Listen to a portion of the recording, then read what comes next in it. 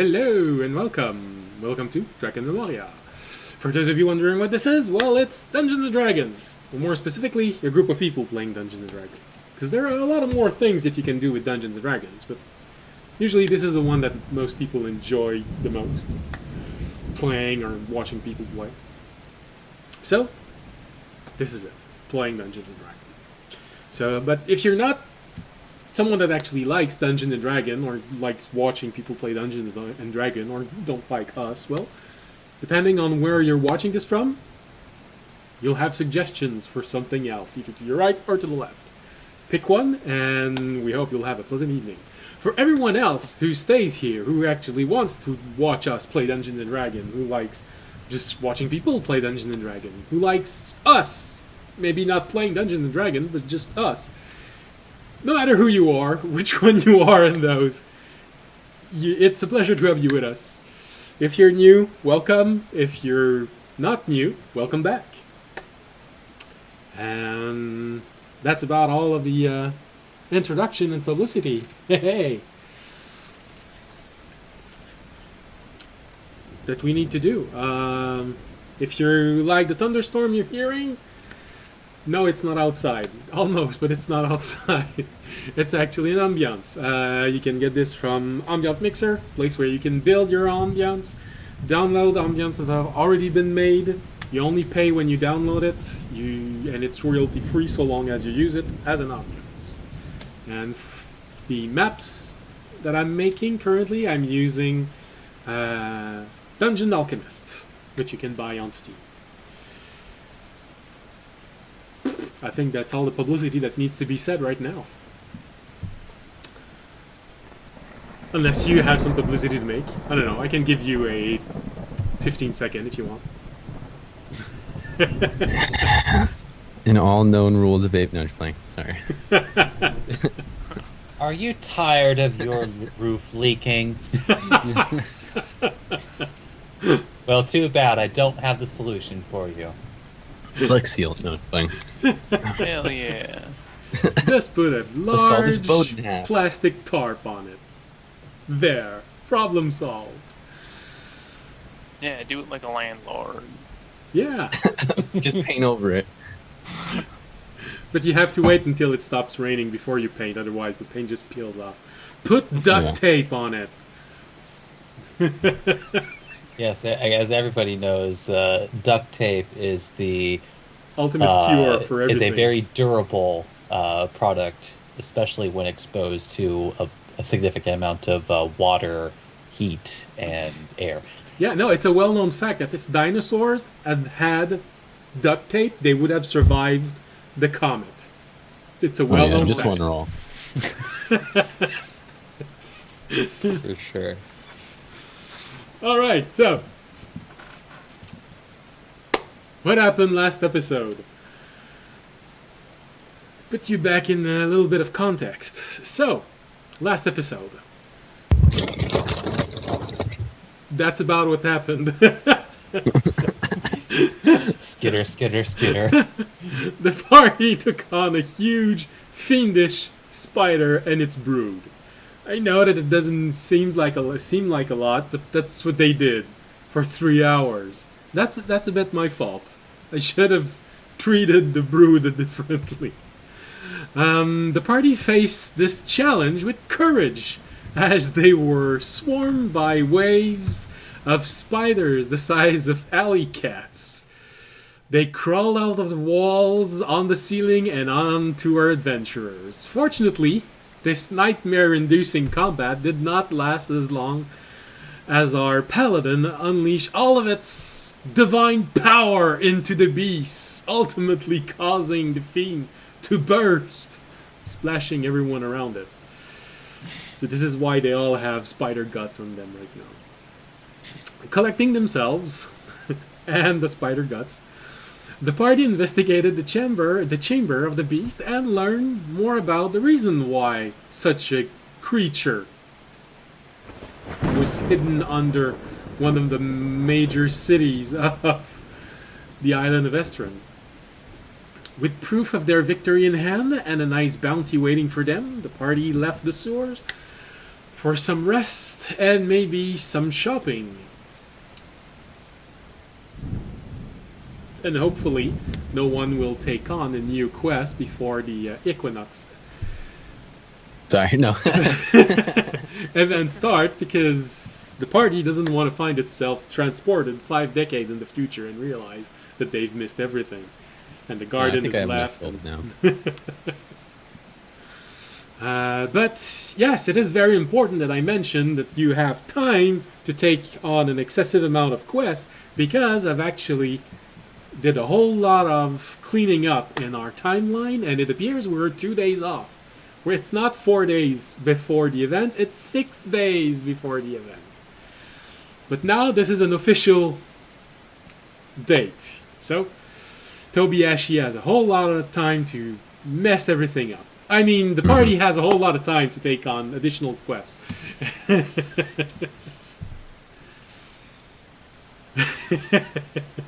Yes, And I gotta type up my my chaos journal real quick. Give me a. Or we could just skip ahead 6 days. Yes, Bet. you always have this option. Yeah. I gotta No, tame the pet friend, spider, pet guys. Come spider. on. We can just roll nature checks and stuff. We're just gonna like the whole week just rolling nature checks. One for each day. About your pet spider. So, Mhm. yes, you've captured one. For those who weren't there last episode, Tobiashi managed to capture one of the brood spider. Those spiders, the size of alley cats, he managed to capture one while it was fascinated by audience's shield. And, well, he cocooned it inside of his own silk. So the moment that the cocoon is closed, you start feeling it struggle, trying to break out, moving through this whatever space you gave it, and it's just moving, and you just keep wrapping it up more and more and more and more. You feel some of the layers of your cloth inside disappearing as they take too much damage from the spider trying to break out. But eventually, That's fine. since it only just reabsorbs into you, and you can just remanifest it again, eventually the spider tires out, because, face it, for you it's just one movement and you have just re-added a layer on top of it. For the spiders, it's attacking it, and attacking it. There was a moment where you start feeling the layer of this cocoon getting thinner and thinner, but once it starts tiring up, you manage to wrap it up completely. It still struggles from time to time, and you feel all of its legs just trying to move and pushing on it, and you feel it from through the cloth, and especially since the cloth is part of you, there is some part of you who actually feels it from deep It's inside. uncomfortable. This little skittering continuously, and then biting it from time to time, but eventually giving up. But you just keep adding a layer. Every time you feel a layer disappearing, you just add one, and you manage to subdue it to a point where you eventually start feeling like you'll need something a bit more permanent than this, because if you're distracted for too long, it's gonna eventually pierce through it. So, looking around, you easily find an abandoned pottery. Okay. Slightly Alright. cracked, but should be fine. Alright. Look around. Yeah, I'll shove it in there. No one's there. Open it, shove the whole cocoon inside, closes it. Let Oh, your... cocoon. Well, you cocoon the poor spider, so Oh, you shove yeah, the and whole then I cocoon can- inside. Okay. And you let the cocoon dissipate and reseal it with your cocoon on top of it. So now you hear it struggle inside, moving side to side, trying to push out, but now it's much easier. Because you know that you can be distracted, and it's going to take a while for the spider to break through this Pottery. thick pottery.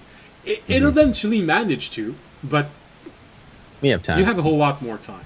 And you have Yeah. time to It's react. essentially the maze spell, but for a spider. Maze spell, but not a spell, just an actual maze. I am the spider now. That's Just what when you get think for you're getting cocooning closer me. to the exit, the exit moves, and Oh! So now you have your spider trapped inside of this vase. So, Joy, can you communicate with animals, or? Yes. I can talk to them and understand what they're saying, or if you need me to go all out, I can prepare. Turn to a spider. I wasn't gonna go that far. I was just gonna talk to animals. Okay. It's a spell. And especially, George, you do know that in the world of spiders are generally rather aggressive, especially toward their own kind. Female kills male spider if they so much as act improperly, and male spider are usually smaller, so they're very scared of females. Their drive to procreate is very dangerous. Every once in a while, we'll give it air, okay? We'll let the little head out. And then suddenly you see two spider leg coming out, and no! Get back in! Get back in!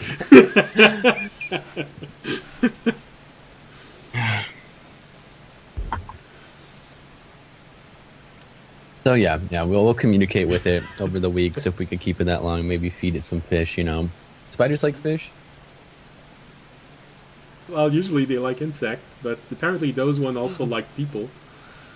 Yeah. They'll eat fish. Like fish. Yeah. This is a pretty good spider. Is this just another add-on joke to the fact that it's cat-sized? Is that where this is coming from? I love the cat-sized spider pictures I sent you guys. I like better the spider I sent you. It's the only one that doesn't give me nightmare. Make it look like that then. That's what it looks like. That's just the rare one that was there. That's all right. The dungeon master doesn't have a problem with spiders. It's the person behind the dungeon master that has problem with spiders. Honestly, we'll I keep would at have this. never taken that quest because I've had enough dreams like this in my life. I mean, don't we want could more. fast forward. We could just press the fast forward. But I do have stuff to do in our downtime. Well, I just have to enchant that's things. what the 6 days are supposed to be there for. Yeah. Finish your bucket list of things to do, not take on more quests. But hey, if that's what you want to do, like I said, you have 6 days to mess everything up if you want to. I I'll was just gonna hang out at his temple for the next 6 days. He's vibing. All right, 6 days in prayers. I mean, we don't have to roleplay. I could just tell you what I want enchanted and what we could do with the spider, or we could actually do it. Up to whatever everybody else wants to do. I'd be cool not role playing it just to get through the week faster. It would be. Otherwise, we're gonna be. We're gonna be here for like another 3 weeks. Yeah. 2 months later, and we finally have the beginning of the event. Don't joke about that. No, I mean, It's I'm down happened for in it. the stream before. Yes, I know. I'm down to fast forward All right. and just tell you what I want to get done. Well, in that Yeah, hit the case, skip button. I believe audience and who else was gonna go get the reward? I already did. You already We did did. that. All right. Yeah, we split it up last. You probably had this reaction from the guard. Why are you covered in shit? Is that what I can expect from those wearing your emblem? Damn. Damn. Well, you know, your mom's house is a little bit dirty. So. I'm sorry. Got him. Ooh.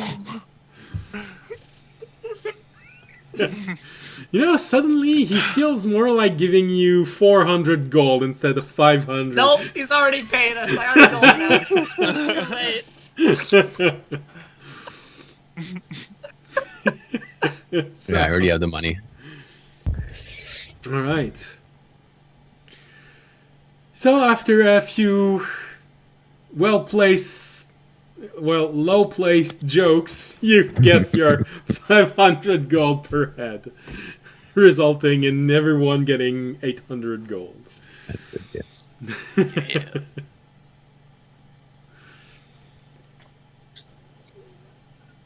Most likely, I believe Fisher and Remy take turn in cleaning themselves up while this is happening. I guess for you, Tobias, yes, and? Just like, and obviously, if audience wants a turn with the never-ending hose, Audience would wash off a little bit, but he assumes that maybe at the temple he'll be washed by his acolytes. In the honor. They've started construction maybe a few weeks ago. There might be foundation, but that's about it. That's fair. I mean, yeah, no, audience would probably wash off. All right. One nice thing is scales clean pretty easily. Yeah, it's the bug juice. Well, for you, it's less of a problem. You only have pants. So everything cleans up pretty well. I could just switch into a different pair of pants. I have them. Yeah. I mean, I'll technically forget those it's aren't even Just yours. one pair of paint. Yeah, I'll just switch into my my priestly white robes I have. I bought those. actually, depending on which pair of pants these are, these could be the pair of pants that you stole way back when. That's what They I would have mean. probably been just my standard adventuring pair of pants. Not one of my nicer pair of clothes, which is like my noble, the one I got embroidered with gems from the princess, and then the other one, which is the nice like white kind of fighting combat robe. I know, but if you remember, a long time ago, you stole a pair of pants from another adventurer in the garden. Oh, did I? Yes. I don't remember. You did. I don't remember this. I believe it though. Well, I think to be more accurate, I think a pair of pants was stolen for you, but same idea. Okay, that makes more sense. I'm like, I couldn't see audience. That makes more sense. All right. So, yeah. No, that's not a problem. Alright, apparently Tobiashi is calling the garden, so... Hey, I have to go take care of something really quick. All I'm gonna do is I'll tell you what I'm gonna do. I'm gonna wait for Remy to bring back the coins that I gave him to sell, or not bring them back, but see what we can get for them. Okay. And then It's like, here you go. take care of the spider with Jorg until we go back to the garden. I should be back before then. Okay. And then you just arrive at the garden. Alright. Alright, in that case, I guess, Remy, it's your turn to sell off things. Freshly washed, although not scented, you are free inside of this large city full of merchants, some of them living here, some of them traveling the world through their flying convoy of riches. Some of them walking on Estrin.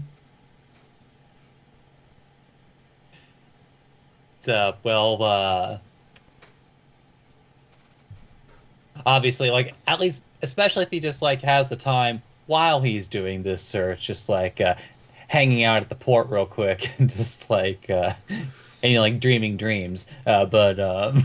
Well, the skyport itself, you have to climb a tower to go atop it, and it's quite a tall tower. There are a few places where you can stop and relax for a moment, because everyone is aware that the average person does not have the ability to climb 700 stairs in a single shot.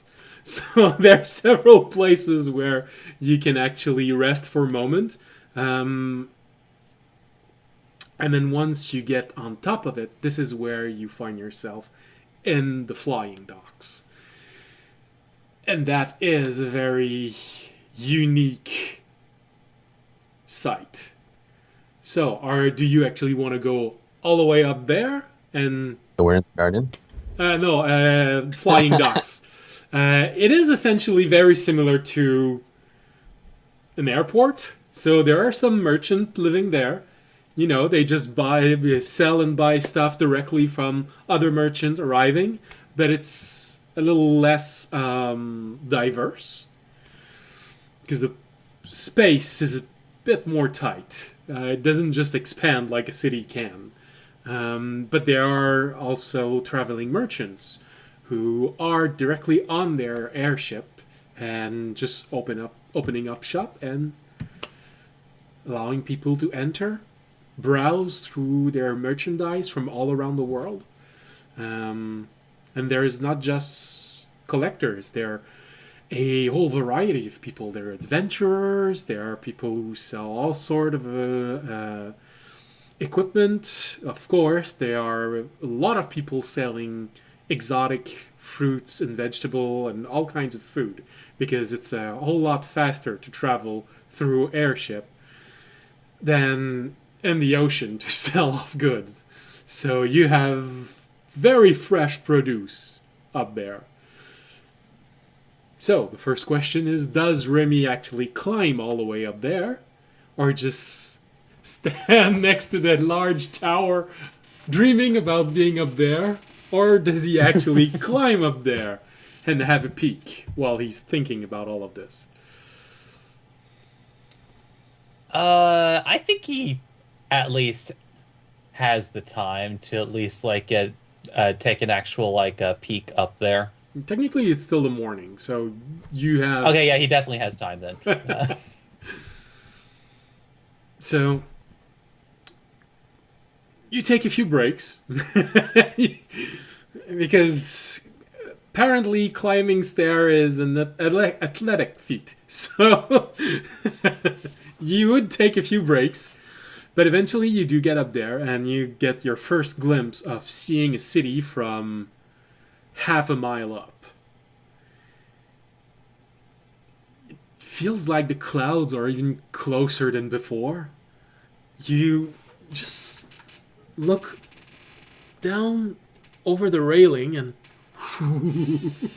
everyone looks so small. But you think this is audience. But everyone else, you're not sure. But this one there is probably audience.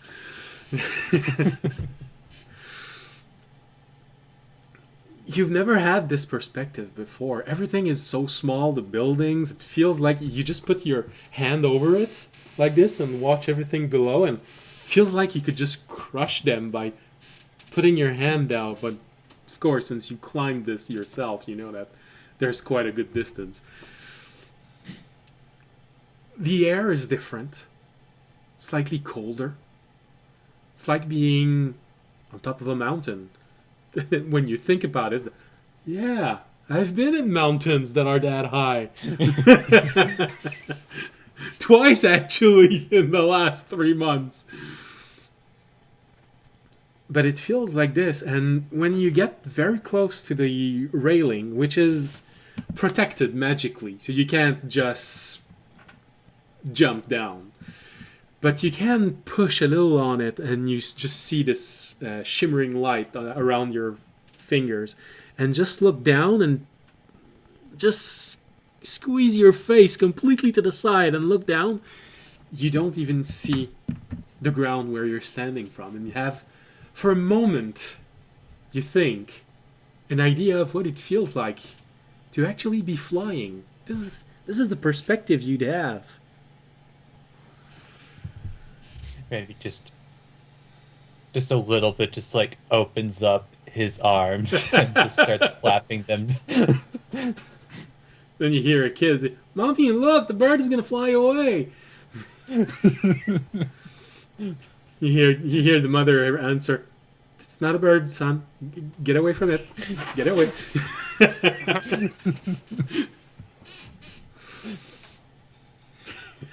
Then wham! Back to reality. Raimi was just about to be like moment ruined, but then like the mom comes in to save, just like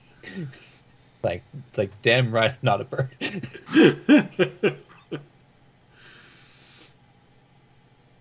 But you have this moment of, whew, wow, this is incredible. And you also have all of these flying ships. You've never seen one up close. The closest one to you is maybe 75 feet away. And it's large. It's the size of a merchant ship on the sea. You just look at it, whoa, there's no water. It's just there, holding itself up. This one doesn't have cells on top of it. It has cells on the side, but right now they're folded back. And being so perceptive, you can just take a moment and listen to everything, and you can start hearing the hum of different engines. It's very subtle, but still, after a moment, you start hearing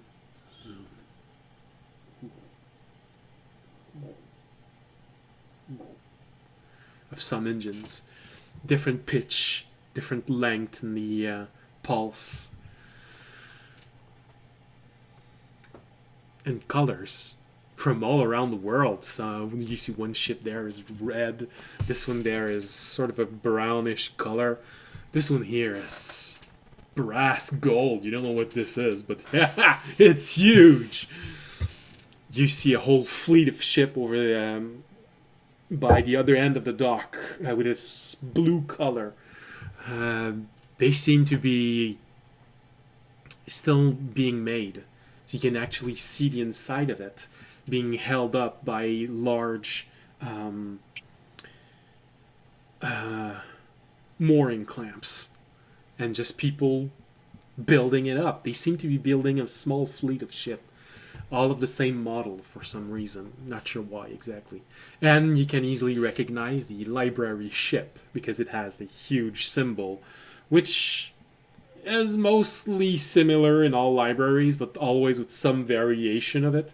But you can easily identify it as the library ship that's been traveling the world and is actually from, well, the city that's right next to where Audience is born. Was born. I want to imagine his for briefest of moments just throws up his hands, just like, it's like, finally! Because you'll recall that Remy has heard rumors that this library ship has been docked here for a bit, but has never found the time. Yeah. So you see all of these ships, and you see this row of commerce, merchants, all there selling their goods. You recognize a few ship, which looks like ship made for maybe 3 or 4 people at most, with a side open, and some of them are selling food, some of them are welcoming people inside to browse through different wares. And this is mostly what you see, and there's a lot of people, because some of them are passenger ship. Usually you see rich people coming down of those ships. It costs a lot to travel by airship, but it is extremely fast and the most secure way of traveling between island chains. Long distance, maybe not, because like everything else, there are pirates. But short distance, that's definitely the safest way of traveling. But usually, middle class, rich, high class, those are the people traveling by airship. Everyone else is just looking at this, gawking, and then you suddenly realize that you're in a crowd of people just... Oh, I'm a bit obvious, aren't I? This is kind of like, I want to say like late 1800s, early 1900s, where it's just like the common people having nothing better to do during the day will just watch ships like departing or arriving and waving handkerchiefs for some reason.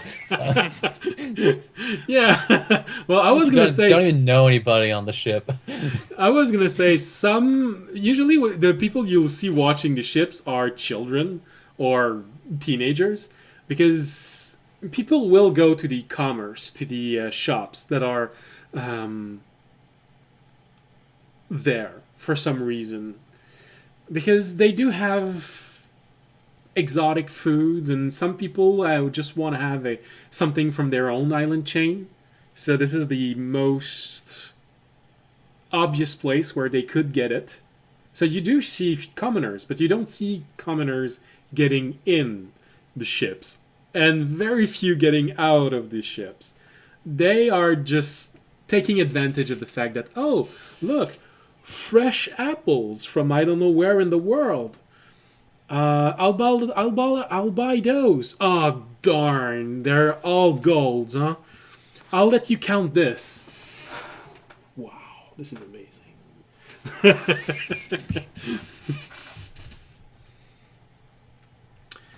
So, this is vaguely what you see, what you're confronted with. And you know, audience has been here once.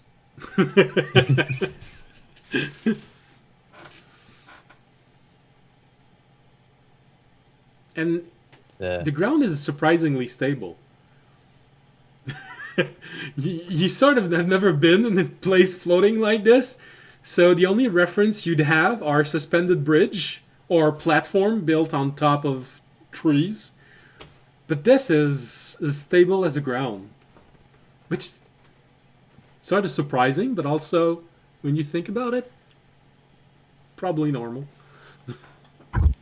Maybe even does a couple hops on the air quote ground just to know, like having enough intelligence to know that won't do anything, but you have to. It's still fascinated by the idea.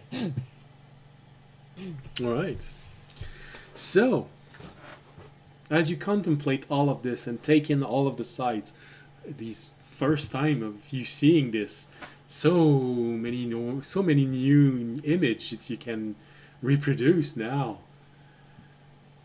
Feelings that you'll try and recapture for the next, I was going to say 50 years, but I don't think you live more than 50 years. So. No, like from my understanding, like even before changes, like Kenkus could live about 60, 70 years, so okay, relatively an average life by comparatively. Better the baby. Yeah. Okay. Well, yeah. That's right. That's right. Yeah. Aarakocra, they die at 30. Middle age is like when they're teenagers.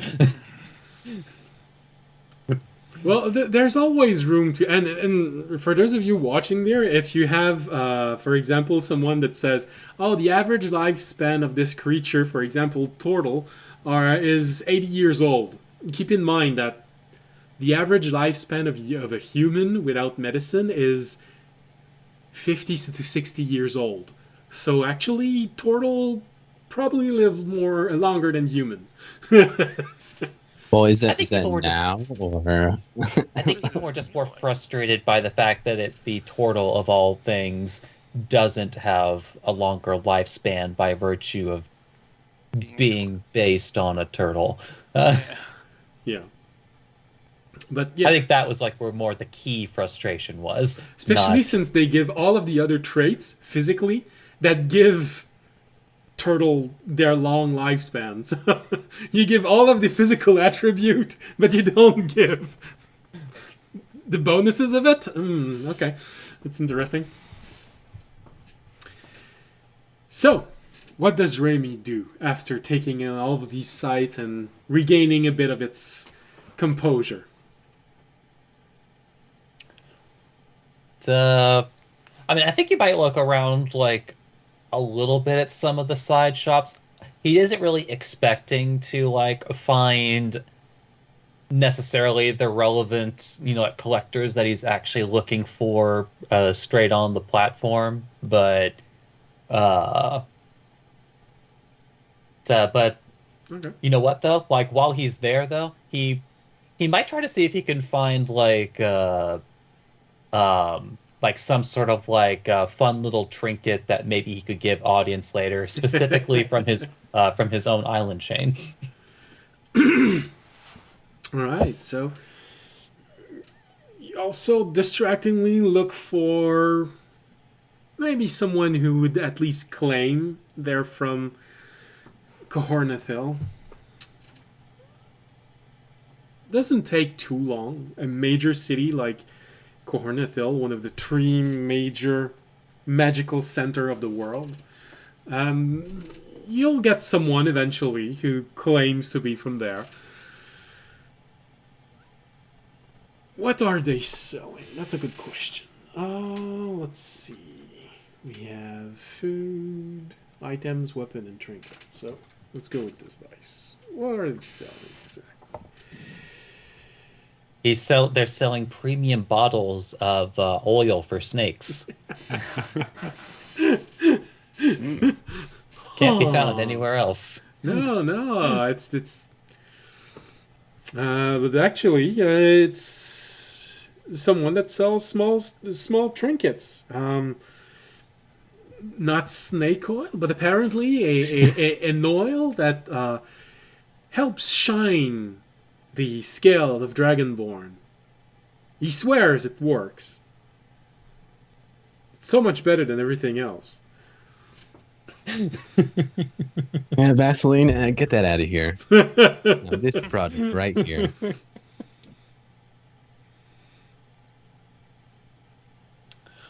Actually, yeah, if that winds up being like the item that catches Raimi's attention, he would definitely buy that. The bottle is incredible. Because somebody It's- has a tournament coming up, and he wants his hero to look his best. The bottle is incredible. This is why it caught your eyes, because the bottle is so well made. The glass has been shaped in what looks like a dragon's head, and little decoration which looks gold. You suspect they might be gold plated, but still makes the outline of the dragon head increases the design of it. And the glass is a bit of a very faint. You look at them there, and you see this bottle that has a very faint red color, and when your eyes suddenly go, oh, immediately the merchant says, hold on, this one is a bit old. You know, it's been on the counter before, and he puts it away and takes a few on and places one that has a more brassy color. Something that shines a little bit more. It's a bit ambiguous. It feels like brass, copper, maybe gold. You're not sure.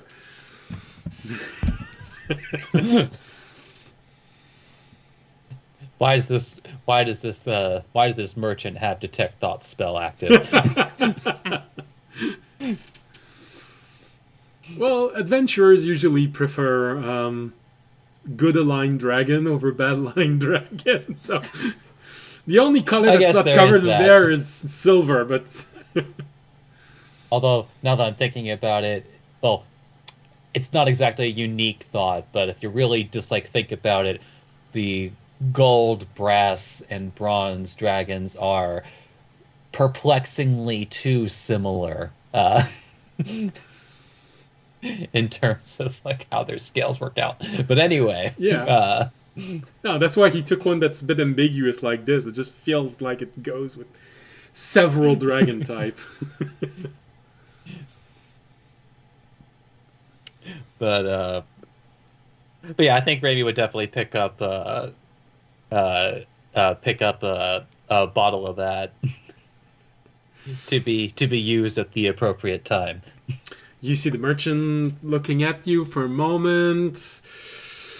You recognize someone analyzing what the person has in front of him. Something you do very often to see if there's something worth stealing on the person. You just seem, for something this valuable, and I bet it's for someone that's very, very important to you. I wouldn't mind letting it go for, I don't know, 5 gold. Your mind has a little bit of a because if it's not special oil, then that's some of the worst scam you've ever seen. That's easily 20 or 50 times the cost of what this would be. If But he said, if it truly is special oil, well, maybe you're not being had too much. Maybe it's just 2 or 3 times more what special. the normal cost would be. But the bottle is very well decorated, so maybe twice. Hmm.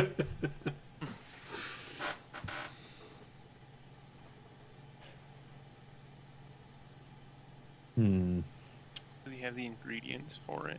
he sees you pondering this, and you see him take a little piece of cloth and start shining the bottle properly. It was so good you'd shine it with oil.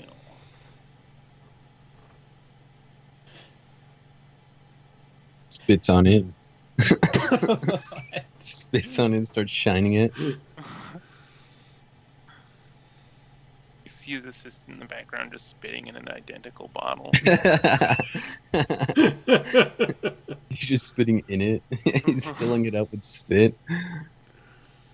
No, I think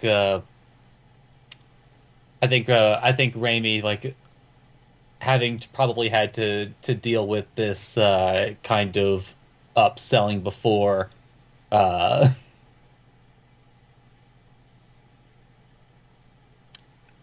guess like maybe his his go-to that requires like the least amount of like searching his data banks, as it were,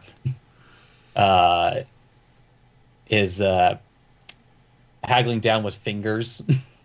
Okay. But like using his face to just kind of like give knowing looks. Basically kind of like the discerning customer is discerning in other ways kind of look.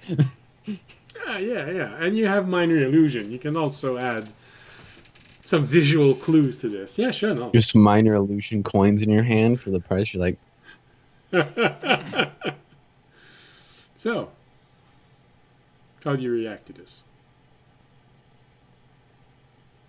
What sort of haggling are you doing? Yeah, like it's like especially if like Raimi thinks he's like for example being like oversold by twice. It's but also probably to a certain degree understanding the seller's position, he would like maybe like raise an eye ridge, tilt the head a bit, and hold up two talons. I mean,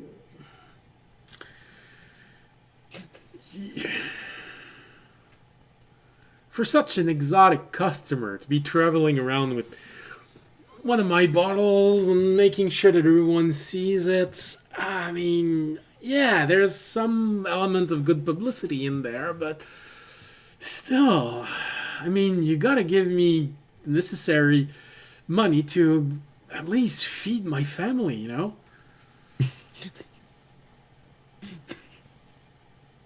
I have quite a few childrens. someone in the back. Follow the script. Follow the script. Stop.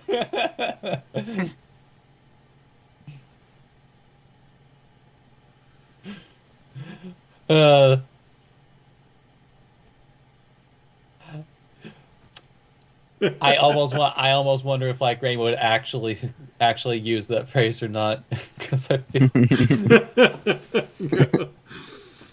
But actually, you know what? Just because it like it sounds interesting in the conversation part, just like in kind of like a gruff voice, he hears like, some fat children, and then holds up 3 talons and then flattens his hand in front as if saying, "Go no further."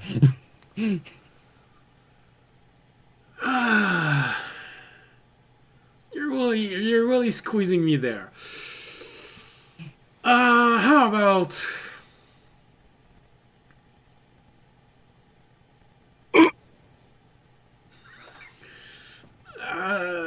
make a persuasion roll. Like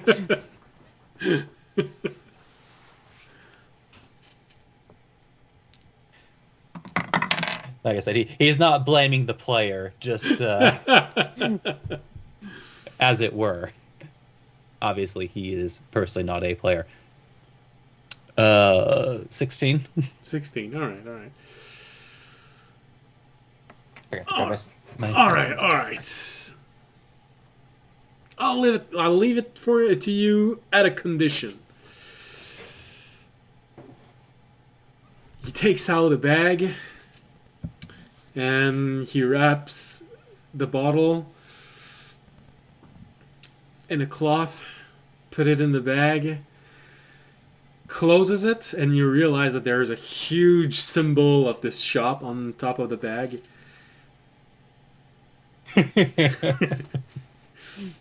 Make sure to walk all the way to wherever you're going with the symbol of my shop in front. Just walk with it on display. Let people know.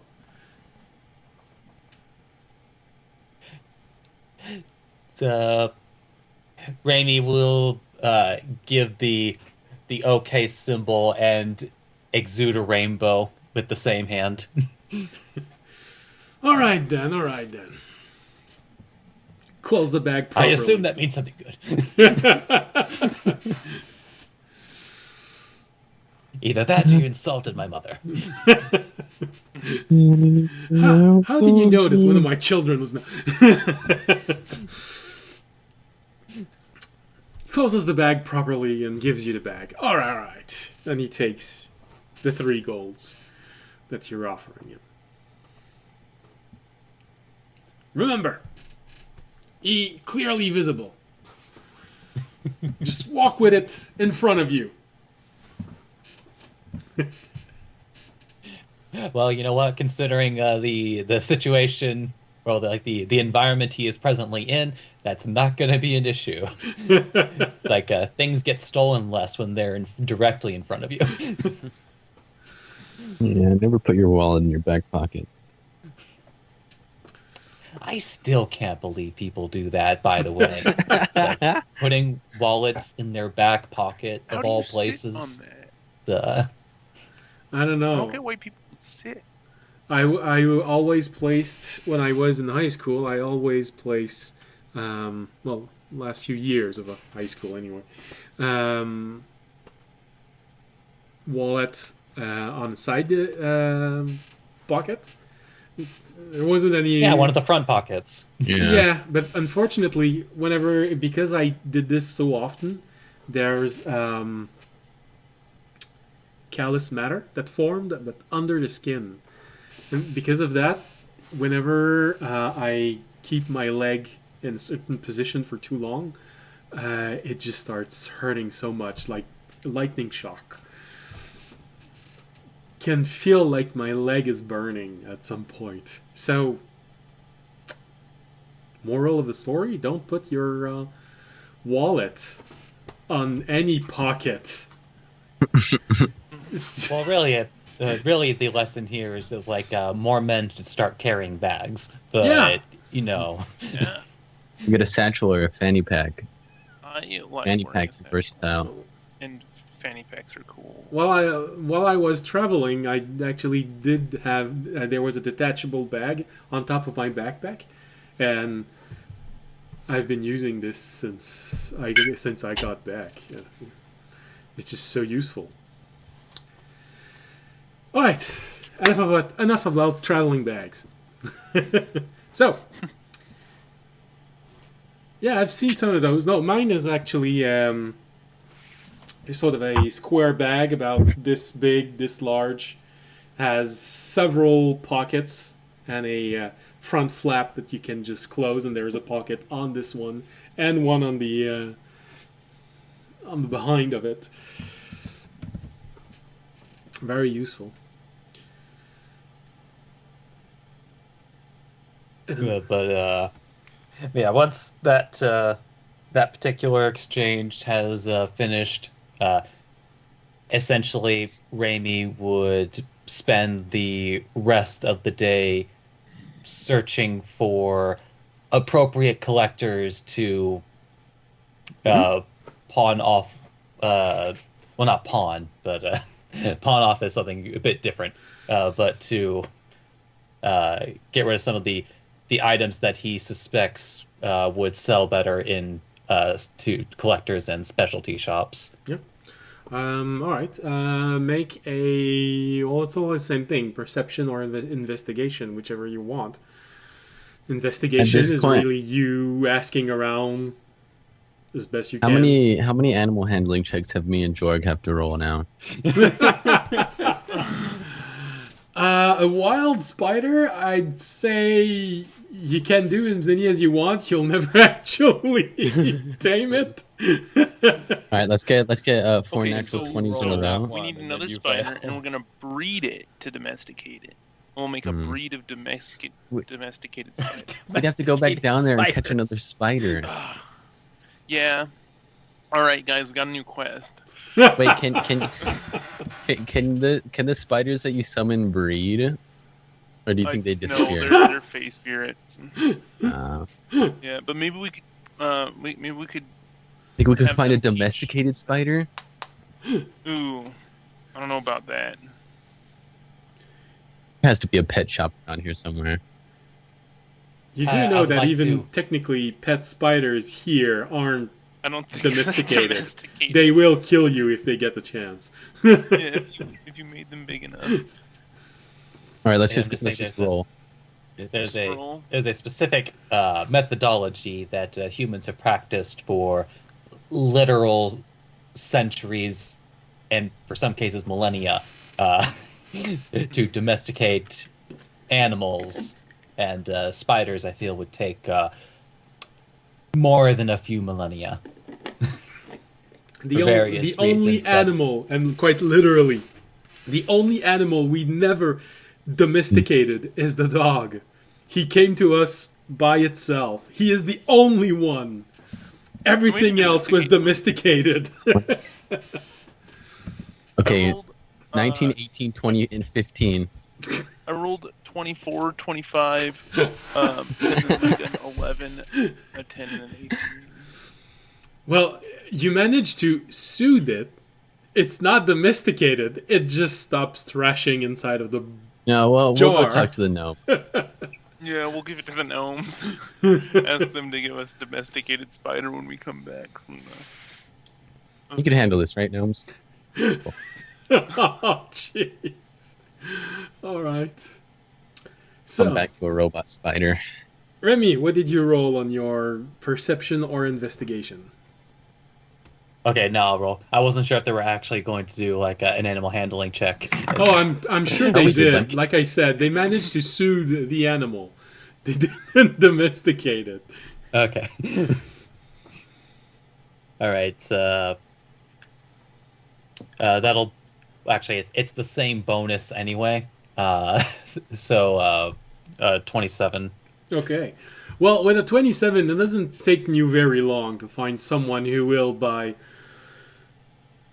interesting things. You believe it's probably a ship that's coming from the far south, and they've been letting people look at their private collection. You think that it's probably a private archaeological expedition? Or Tomb Raiders? It's not necessarily obvious. You only get the display floor. You don't see their equipment. So, I mean, like I feel like Raimi has spent enough time around the type to basically game recognize game kind of thing. well, It's like that's, you're a little bit more built than a classic store owner kind of thing. well, that's what I mean. They don't want you to realize this, so you are greeted by what you think is a half-elven woman with an insanely high charisma. Just showing everyone around, explaining where this comes from. And, well, of course, children, and that's actually a fact, children react better to high-pitched voice, which is why they're usually... the voice of a woman attracts the attention of a child more than the voice of a man. Men like looking at women, and women feel safer around women. So you get a win-win-win situation if you put a I charismatic mean, like, woman. that's also just a classic. That's also just in general a classic sales technique. like generally speaking, in customer service, you want to use or have employees with higher voices because customers just in general have trust those with higher voices more because it reminds them of the voices of women, which they inherently trust more than men. So, you find yourself in front of a probably half-elven woman with a charisma high enough to be a bard, but probably not a bard, showing everyone around. And when you start interacting with her, and she realized that you actually had things that might be interesting to have, it doesn't take too long before she calls someone else, and you see a tall, slender man. Probably has a bit more of a shady look to him, but not an aggressive shady look. Not someone who's going to try and backstab you the moment no one's looking, but maybe someone who might try to underprice what you're selling. He just produces a lot of shade because he's so tall, you know? You see all of the halflings and gnomes walking around, and oh goodness, you're so shady, it's so good. So, you find yourself in front of this person, and you get the feeling that this is one person used to negotiating when buying or when trying to leave without getting killed. He serves multiple purposes. Yeah.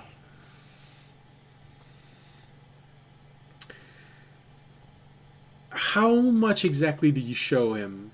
Everything? A portion of it? One coin of each? It's I think this would be a situation where he would gauge interest because, like, I imagine, like, because he has enough to do this, he would pull out in total 6 coins, 3 of which he would have cleaned off. No. In other words, to make it clearly visible for the, like, 1 copper, 1 silver, 1 gold, to make it clearly visible what he's offering. Okay. And then providing another 3, like 1 of each of the same type, that still have the age that is associated with when they came back to the present and everything got super old. Yeah. Well, that's a good idea because it made me roll with advantage, and the second roll was significantly higher than the first one.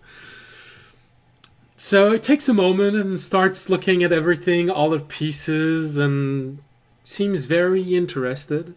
A lot of people make bold claim about this city. That they found where it is, that they found a treasure, because the legend really doesn't give a good ending to the poor city. I mean, the best that they've seen is a crater where the city should have been. And this is the best estimation that historians have been able to make. So it's really hard finding things that belong to the city. So, well, this could be very interesting. He does have a few questions as to where you managed to find those.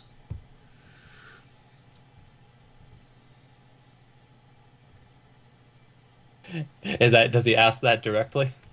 Probably in words very similar.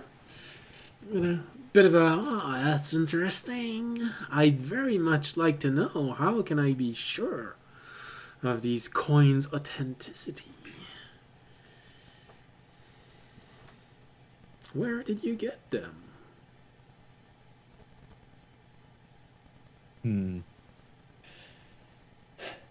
I'll roll the footage. The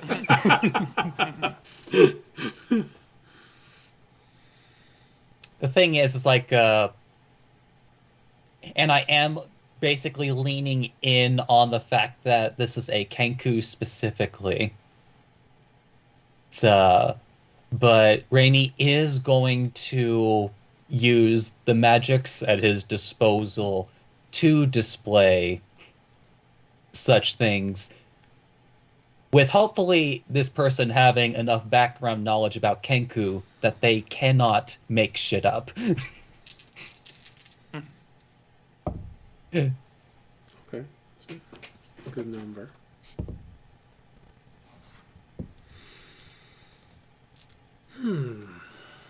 But in the event, he will say, though, at the end of this, with a bit of a classic, what I'm going to call thieves' cant line. It's like, a child will lick any sucker you give them. Basically adding on to the end of it, it's like, whether you believe me or not, it's not you I have to convince, it's your buyers. Well, you do make a good point. You do make a good point.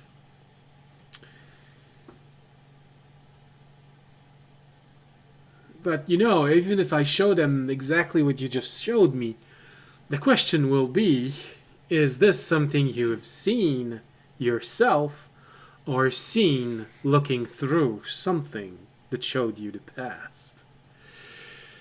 This is one question that I'm not sure you can actually answer me properly.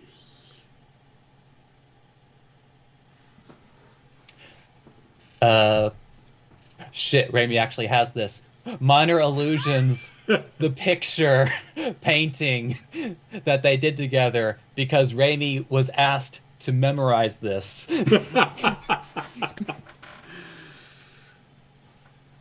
Raimi is in a picture, a painting, as it were, of the city that... Interesting. And the woman is in the picture as well as you. We can't argue. I can't believe audience doing a selfie is actually actually relevant here.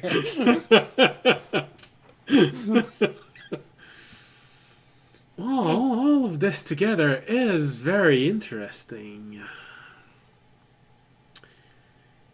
Here, what I'll do.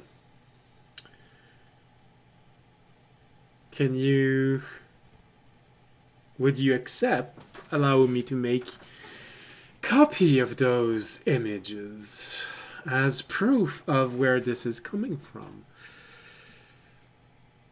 I mean, it's not as good as a written document, but it'll be enough to convince most people of the authenticity of what they're looking at. I can do something with this. Well, let's see. Authentic coin coming from the lost city of Bahanor.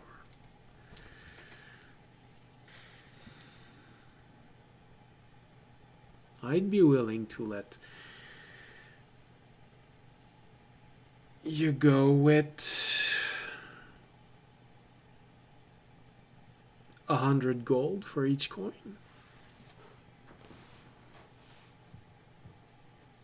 Oh, Jesus Christ. Damn. Something inside of you tells you that he is very much aware that he's giving you a lot of money, and so he is mostly sure he can at least cover its expense. How many pieces did we get? No, what's that? A lot. Funny you should mention that. I mean, in which case,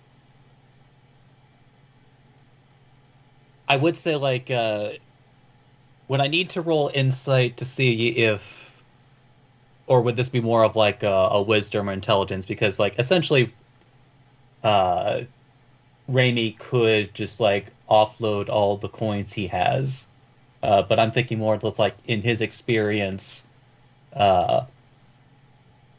would this be a fair price point for the situation? Basically, can he expect to get a better offer anywhere else?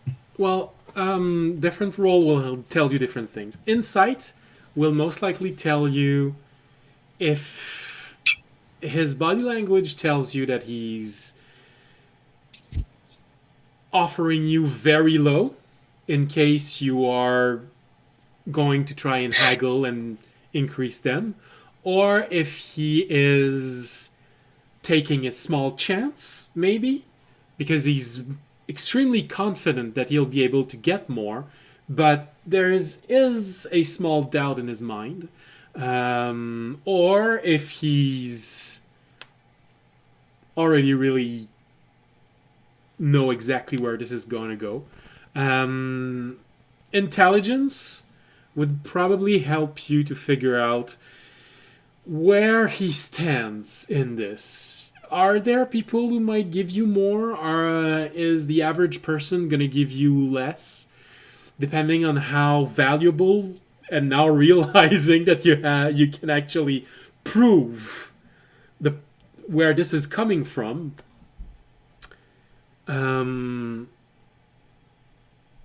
Wisdom would just be an intuition of, am I doing good business, or should I go elsewhere? So that's really, what clue do you want?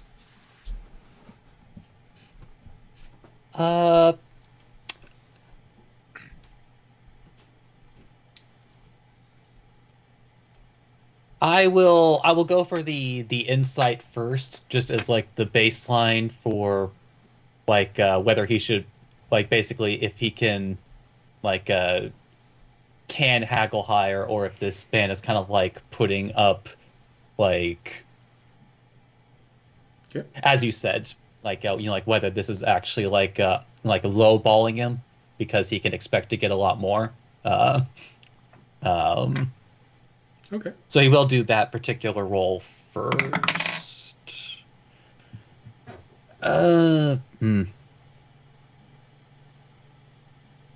Was hoping a little better, but 13. He seems to be able to keep a good poker face. It's not very easy figuring him out. You think there is a chance of a small chance he's taking. He is confident that he can put this in a display and actually have people visiting the display part of his museum and probably attract people. This one he's sure of, but that wouldn't cover the cost of 100 gold each. What you can't decide is he giving you 100 gold because he thinks he knows where he could sell them, or to who he could give them, which would give him a lot more? Or is he actually certain of him being able to sell this to someone else? You're not sure. There is a doubt. But you can eliminate the element of he's taking a large risk. You think it's either he's taking a small risk or no risk at all. If he's taking no risk, you can probably haggle for more. If he's taking a small risk, you're probably near the maximum he would accept to pay.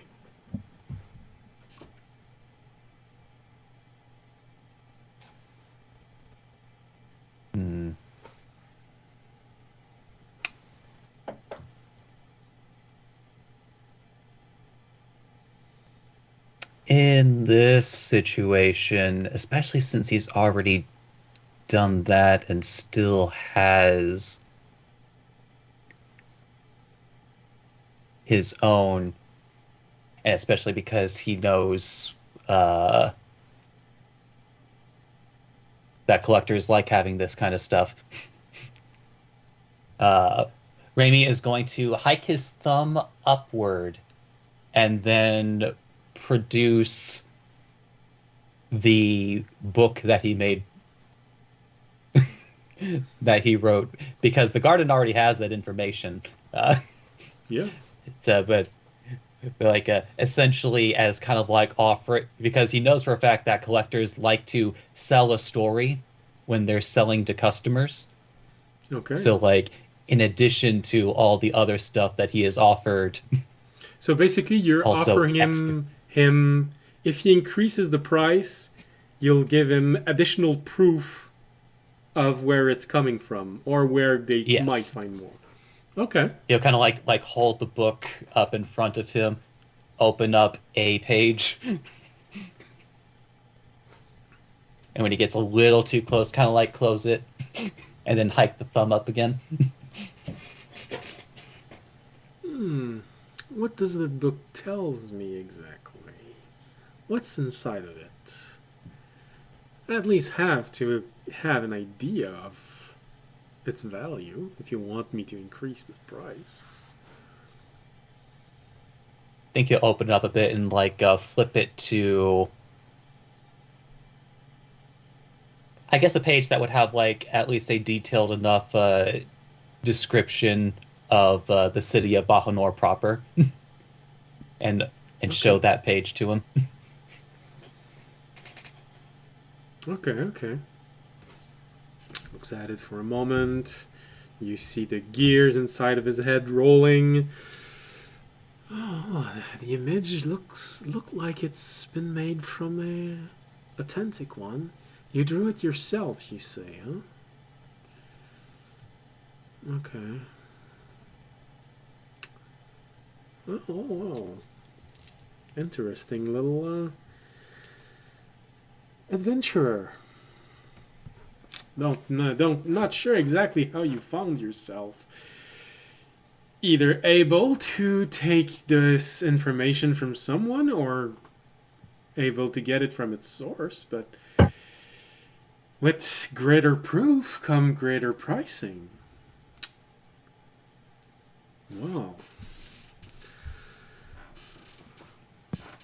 Let me think about this.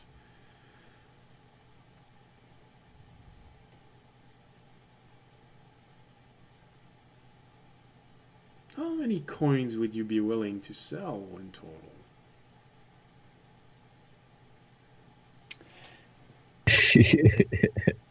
He's looking at how many he has. Hold on, because I technically have this information on two different pieces here.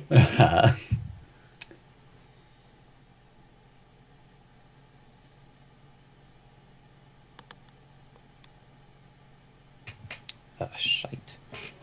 It might be easy. There is the computer version. I always hate it when everything is in different locations, because then I have to find everything. That's why every month I take a little bit of time to transcribe everything. Hey. I mean, this is especially true for this campaign because I have like 3 different inventories already. If you include audience's dimensional storage. Which honestly you haven't been using all that much. Maybe you should. That's shove why I a use spider in OneNote.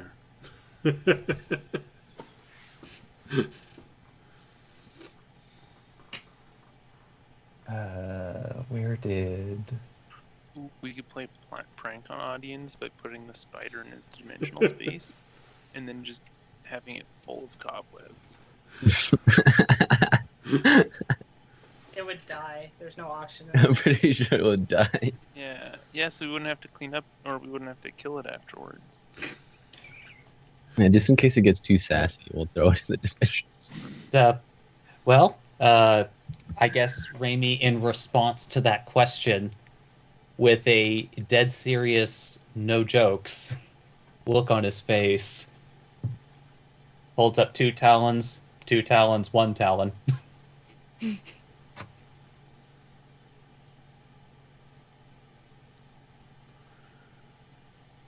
221 coins.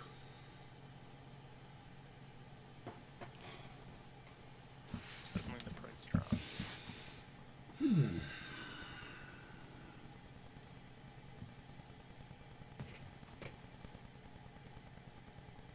Note to self: don't look up sassy spiders. I could have told you that. And Raimi would notably say a phrase that he's probably heard his fellow cohorts before say, exclusive rights. Basically, not only do you get the value of the coins themselves, but basically guaranteeing that you have the whole collection that he has. Meaning that he would have perfect control over how they're distributed after the sale. Oh, actually, that's very, very interesting. I'd have enough coins to... Better read Remy's TOS.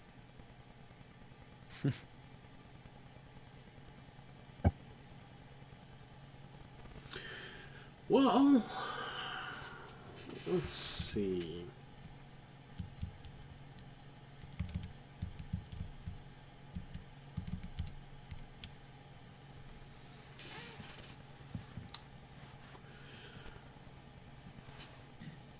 He's closed himself off. I don't have enough money on me right now for the entire collection. But if you're willing to trust me, I can have it delivered wherever you want it. I am ready to pay you 350,000 gold for them. Holy shit. It would take me about a week and a half to find the necessary money.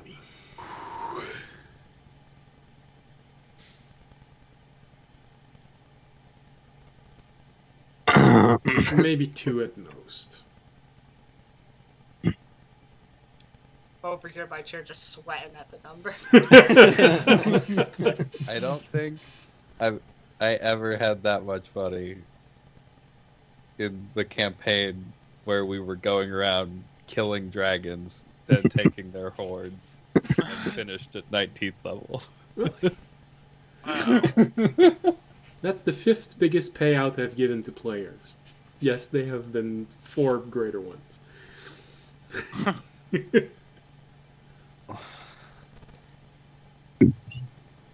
should have grabbed more coins when I was there. Jesus. Just crashed the economy. Well, I think Raimi would. Again, I imagine this is a phrase that he's heard before, but it's like, I'd like it in writing. Of course, of course. You don't Coins mind are being like paid this, in which gems, is like do you? Painting worth. Yes, it's so gem. When he says gems, just like hikes a thumb up, just like he barely had to finish the sentence. All right.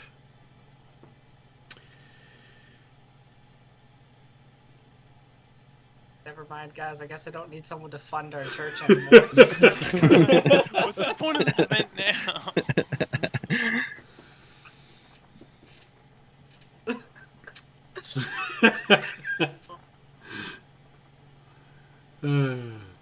All right. Well then, come back in a few hours. I'll have everything written down and even magically sealed. That way, there's no way either of us can get out of this deal. Blood oath. Now. You're joking, but I imagine that's probably more or less how it works.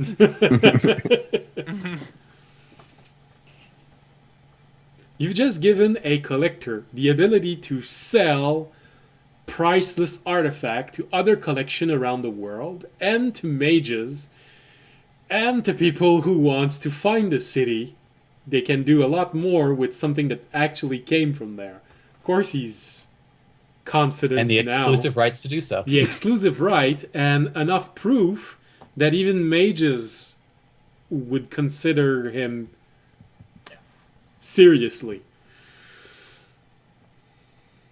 Essentially, he increased the price of each coin from 100 gold to nearly 160 gold.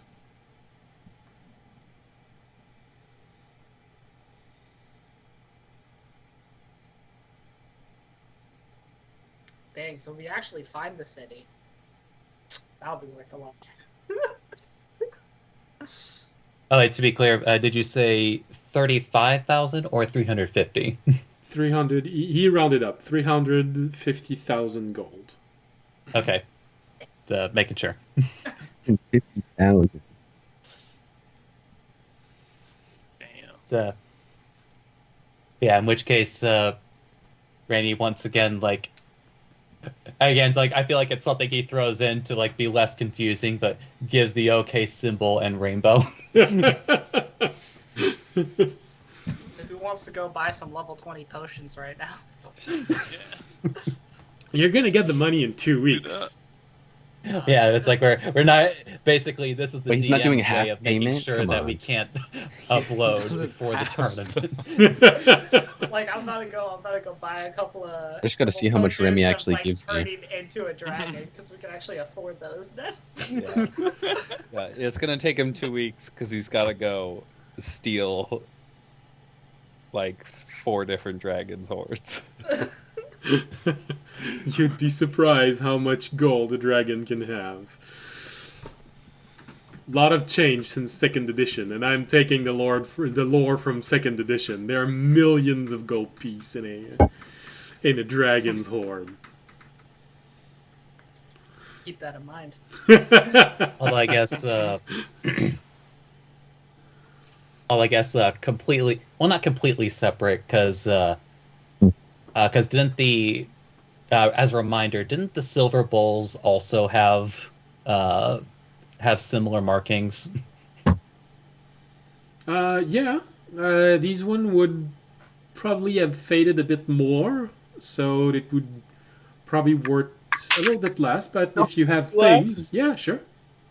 Well, I know, it's just like just because like since he's already proven the authenticity of the coins in this store, it's like he might as well offer the Did not 3 just fall over. knives, the 3 spoons, and the salt bowl.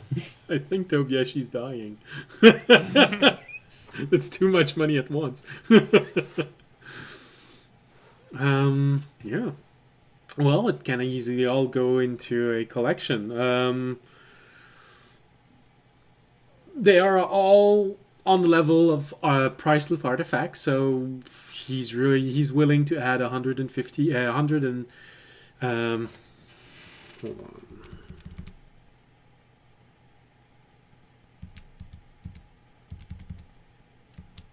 In case you needed to hear that again, it was the 3 knives, 3 spoons, and a salt bowl. Yeah. In case you were trying to do calculations.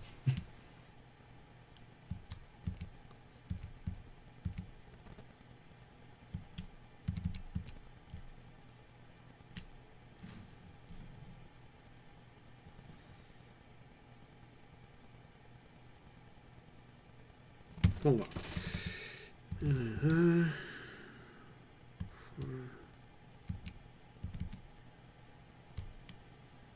Oh.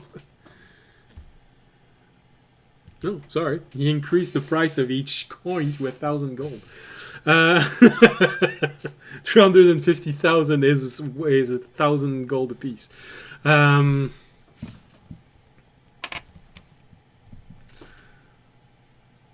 Yeah, the bowls, all of these things. Yeah, sure. You wouldn't mind adding them to this, so it's would increase Do you this. mean to increase the price to 1,000 each? Most people like to upgrade to our gold packet. No, I'm just playing. Sorry. Well, yeah, that's why I specifically made sure like about the final total, because like I did the math real quick. It's like just like making sure there wasn't a miscommunication, because numbers in other languages can be hard sometimes. No. I understand. No. Actually, I don't have a problem with this because the story keeps going on, and I know which one is the next quest, and I think you'll appreciate having that reward when you come back from the quest. So We're gonna die, so it doesn't. Yes. Well, I mean, hopefully Final not. will now, guys. Someone should get this money. Yeah, sure. Eventually So die. how many bowls and Again, he has 3 knives, 3 spoons, and 1 salt bowl made of silver. All made of silver. A pound of salt. yeah, he's really Sorry. he's willing to add 10,500 gold for these elements if you add them to the whole thing. For the lot. Yeah. So basically, for the entire lot, 5 comes to 360,500. exactly.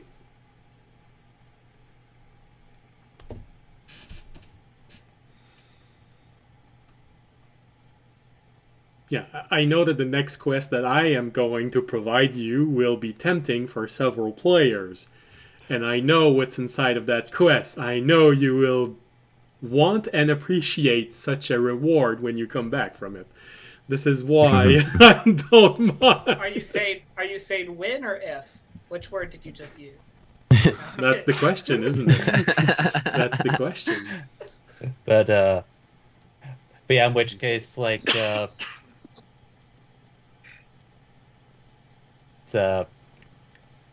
Raimi will just like hold out the like classically in deal fashion, hold out a talent hand.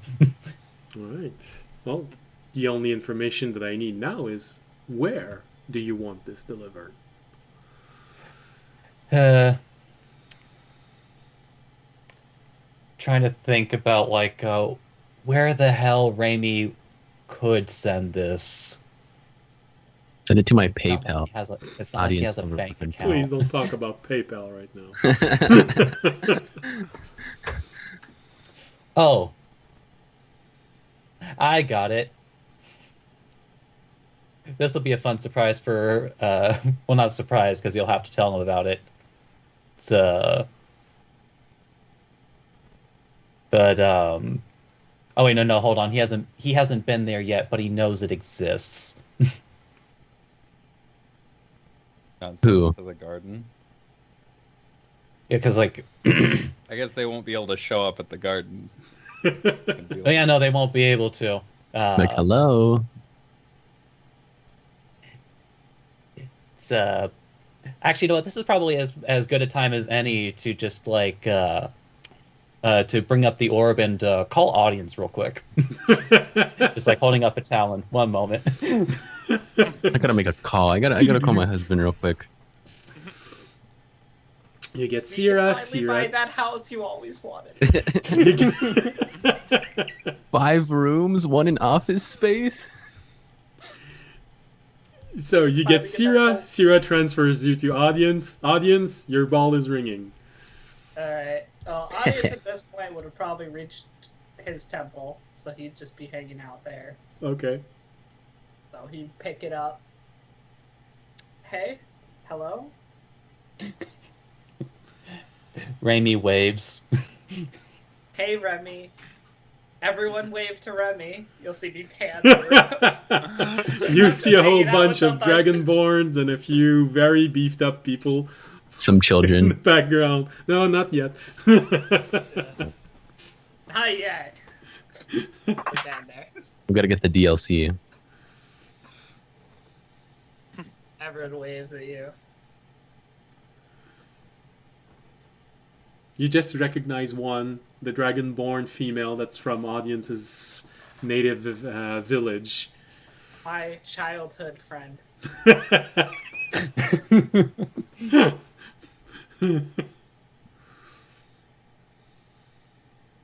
It's I think this is a phrase Raimi would know. He would just like state frankly, can I leave a package at your place? Yeah, you're welcome to. I'd always happy to take your package. Package.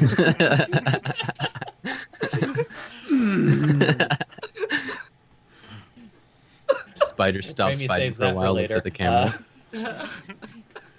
Remy suddenly starts having a cold sweat. He's blushing. The anime blush. But I think he's going to repeat in the store owner's voice, which would presumably have spoken the number. It's 360,500 gold. Let's say for this purpose, audience is like drinking something while they listen to it, and he'll do just like a spit take across the table and be like, Just in your follower's face, it's like right across the way. he'll just start choking. Excuse me? What did you just say? Oh my god. Remy repeats. Audience eyes just, I can retire. No. I could retire. We could make that bakery we always wanted to. That's the whole reason we're on these quests. I was like, well, yeah, that's more gold than I thought I would ever come near in my life. Wow, I don't really know how to process this. Remy just repeats the word address. Address. Audience will give the address, I guess. 4475 Cherry Place. He gives indication Or the near Dragon Otonel Lane. that is clearly easy to find, so that they'll Fire know Rating where Lane. the future Fire temple Rating is. Lane. You're gonna want to make off. Gold Hoarder Avenue. Yeah, I was gonna call it. Guys, it's only like a little over 70,000 if we Guys. split it evenly. I've never made that much money in a D&D campaign in my life. I just was happy when I sold all my equipment for like 5,000, Fisher. That was like all my equipment I've been saving up this entire campaign. Okay? But in which case, like Ramy just like turning his head off to the side to the to the collector, just like repeats the address in audience's voice. So probably your group is creating a church near the outer wall of Otonel, where the villager, the new section that is currently coming alive, is. That eventually there will be a wall there too, but right now it's the best place to expand, you know. Yeah, forget the church. We're making a cathedral on this. Have some money in there. We're making a tower of nothing but stained glass, like 5,000 feet out. So what you're saying is that your church has the permission to spend everything. No, it does not. It'll be big enough in 2 weeks to actually fit the money, right? Well, he said that he'll be paying in gems. Oh, he'd be paid in gems? Yes. Oh. Audience is never taking elemental damage for the rest of this campaign.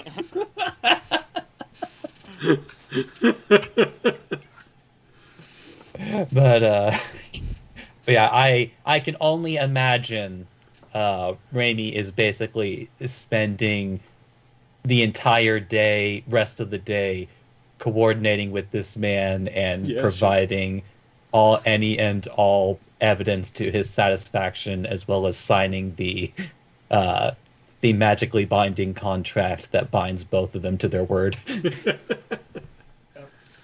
Yeah. Well, we also definitely have a draw now to join for the people that were a little bit more monetarily interested. Instead of want gems? pews in your church, it's just a big pile of money, Yeah.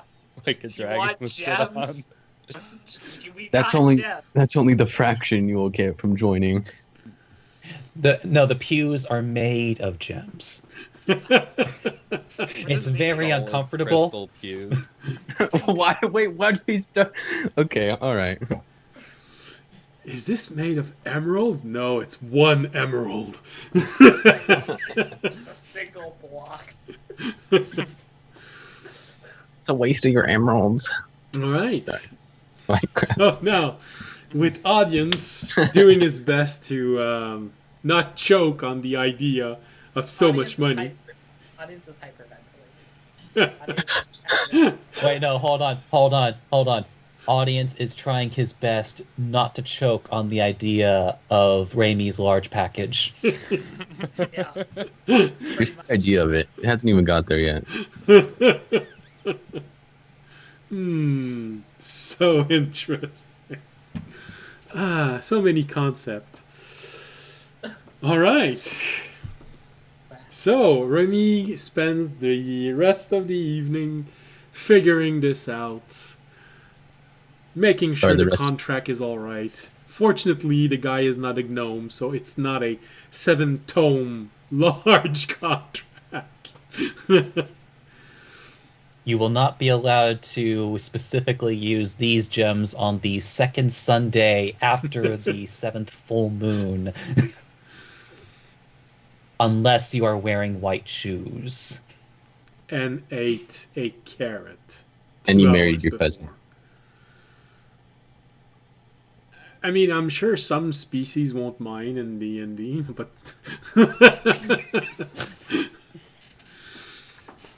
All right, I know what I'm doing for the fast forward. Elves. You have Or at least- an interesting concept of elves. Well, at the very least, the ones that have been presumably wiped out or, like due to just like a severe amount of inbreeding, for racial purity. Yeah, those ones that have been extinct for before the shattering. Yeah, sure. That came from an obscure world that no one has heard about. Yeah. It's called the slap. No, sorry, never mind. Careful. They were the Quakers. Quakers. All right, so From the far off land of Pennsylvania. before this conversation takes us in a place where the stream would suddenly just interrupt, we interrupt this program. Tobiyashi, you said that you had enchantment to be made.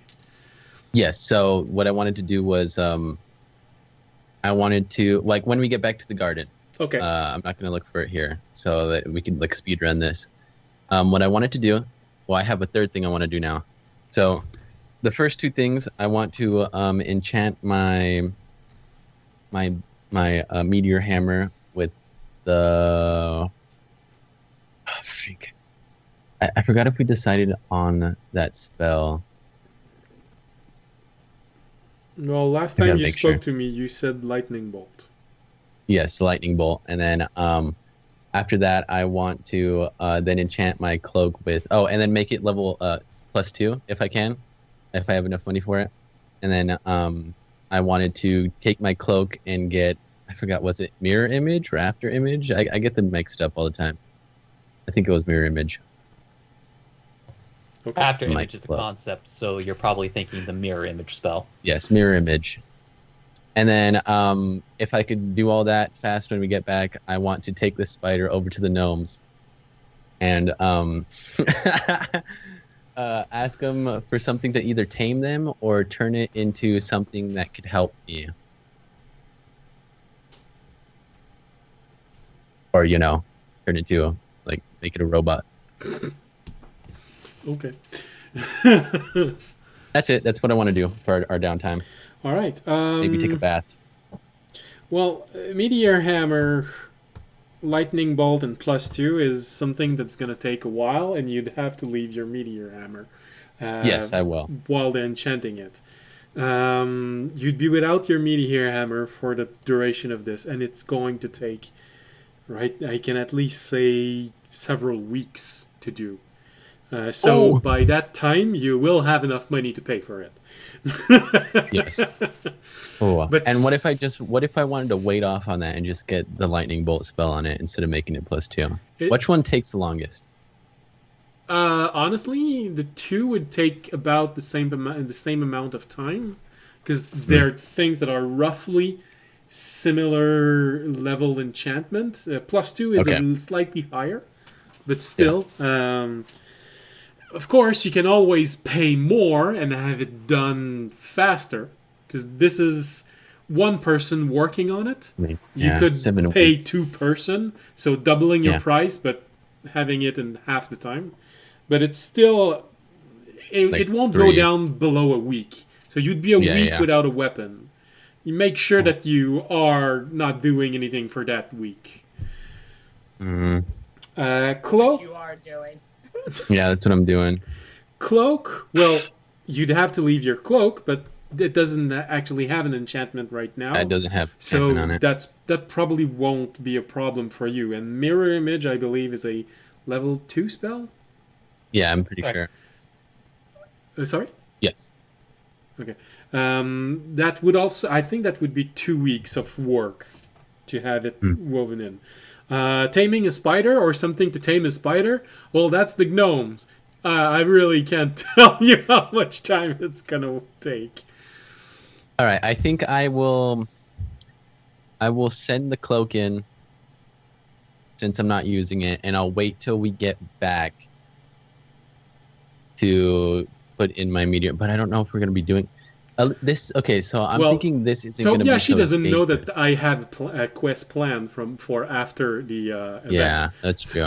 Well, that's what I'm saying. That's what I'm saying. Toby thinks that this is gonna be safe enough. This little Equinox event thing, that he would be able to leave his meteor hammer. Does he? Well, I think so. I thought it was gonna be like friendly battles. That's at least what Toby was thinking. Audience did not tell Toby he may have invited the entire Hunter cult to the event. Right. So this is thinking from what I've been told, Yeah, right? okay. Yeah. So I Only think that Remy knows. it's safe enough, and I might have enough other weapons and stuff to actually survive. Oh, you're gonna regret. I this. guess that is this may or may not influence your decision, since you might have forgotten that it exists. The knife, right? Yeah, it's like if you want to buy the knife off of Raimi, that is also an option as like a stand-in special weapon for while your meteor hammer is in the workshop. Yeah, why not? Why not? Okay, yeah, I'm gonna. Fuck. Yeah, I'll turn in both of them.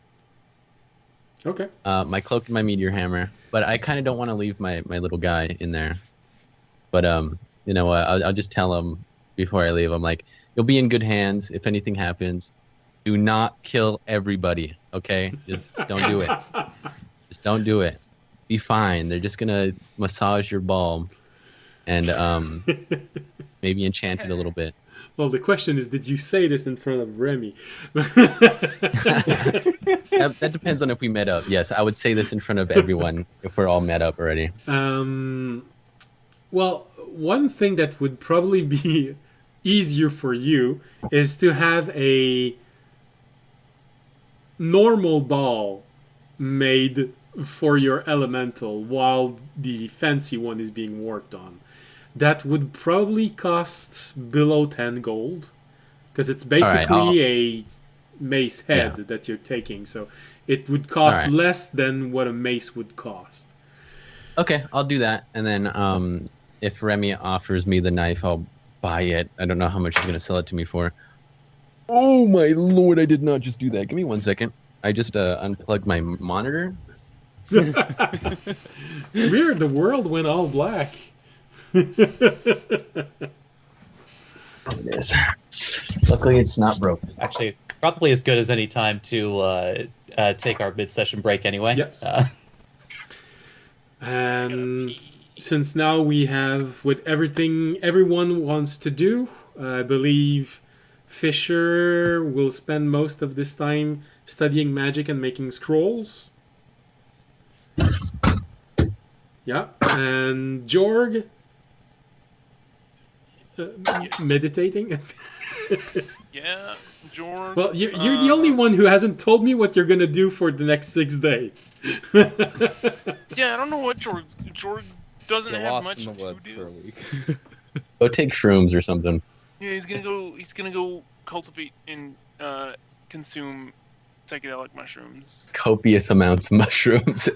Jordan's gonna show That's up what he's gonna be on a so endless alive for trip that. for 6 He just days shows up straight. naked. Okay. Before this No, show he's gets going to pulled be- out of the air because of things we Wow. say, we might actually go for a break. Fine.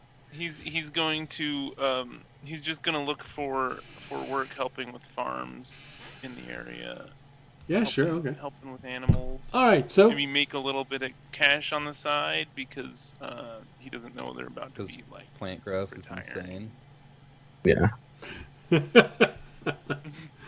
Hey farmer, you want to double your yield?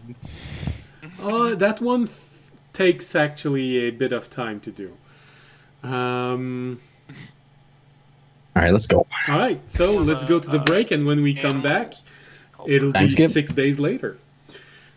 Sweet. I gotta go take a piss. So Remy, how much do you want for the Alright, knife? I'll pay that right no now. one said anything about not wanting marsh sounds, which means I guess we're gonna go with laughing ducks and marsh. Yeah. What do you get? What does chat want? You guys want ducks? Ducks, fire, lightning storm. Last time they did beg not to have ducks. Yeah. Oh, Yeah, but I mean, I didn't see it because my monitor, my No, last session. Apparently Valen wants ducks. ducks. Alan wants ducks. All right, Valen. Then sorry, Captain. Let's have ducks. We'll see each other again in 15 minutes while you enjoy marsh sounds and ducks. See you in 15 minutes. Bye.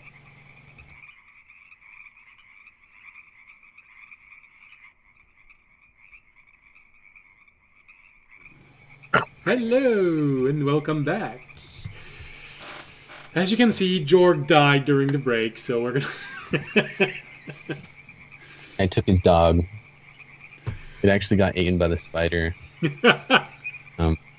R.I.P. dog.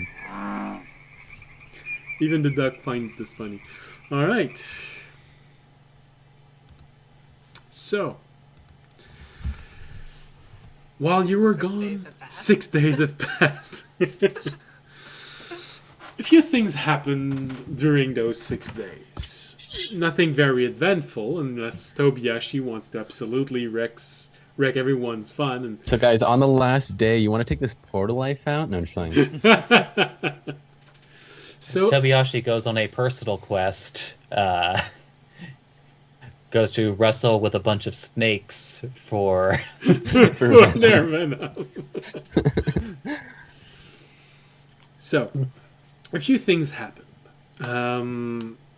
First, I want to know, does everyone go back to the garden from time to time at any point during those 6 days, or do you all stay away and do audience? Do you spend your 6 days in quiet meditation, or do you actually go back to the garden from time to time? And I mean, I wouldn't say quiet meditation. That's not really what my church is about. I'd say a lot more in construction, drinking.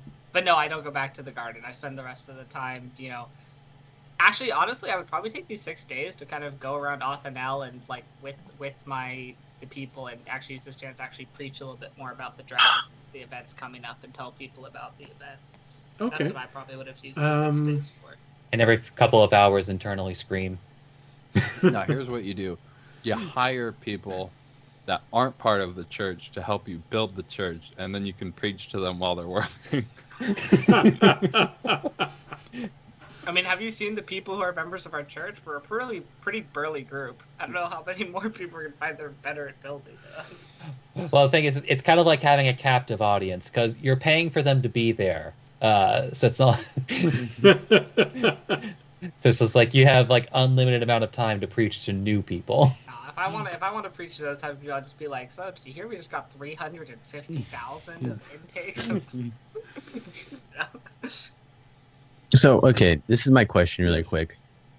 I should have asked you during the break, but Okay. so since I have dueling, is it already added into my +6? The D&D Beyond would add the dueling Okay. feat bonus to All right, your because it character. says it already does 1d6 +6. Okay, sounds Oh, good. yeah. Also important, if you use a longsword, if you two-handed it for the D10, you wouldn't get the I wouldn't get the +2 +6 from or you plus. wouldn't get the +2 from dueling. But Yeah. if you one-handed it for the D8, you'd still get the +2. So then I'd be back at because my strength I would be 6 again if I had +2. Okay. All right, so during those 6 days, no, I'm just wondering because it's the only place where audience can actually see Amyali and other women that he actually likes. So I was wondering if audience would at least visit. If they want to visit audience is with the woman he likes. He's with his childhood friend. They're catching up. Did not put catching up in quotation mark there. You see, I'm doing a little bit better. Okay. All right.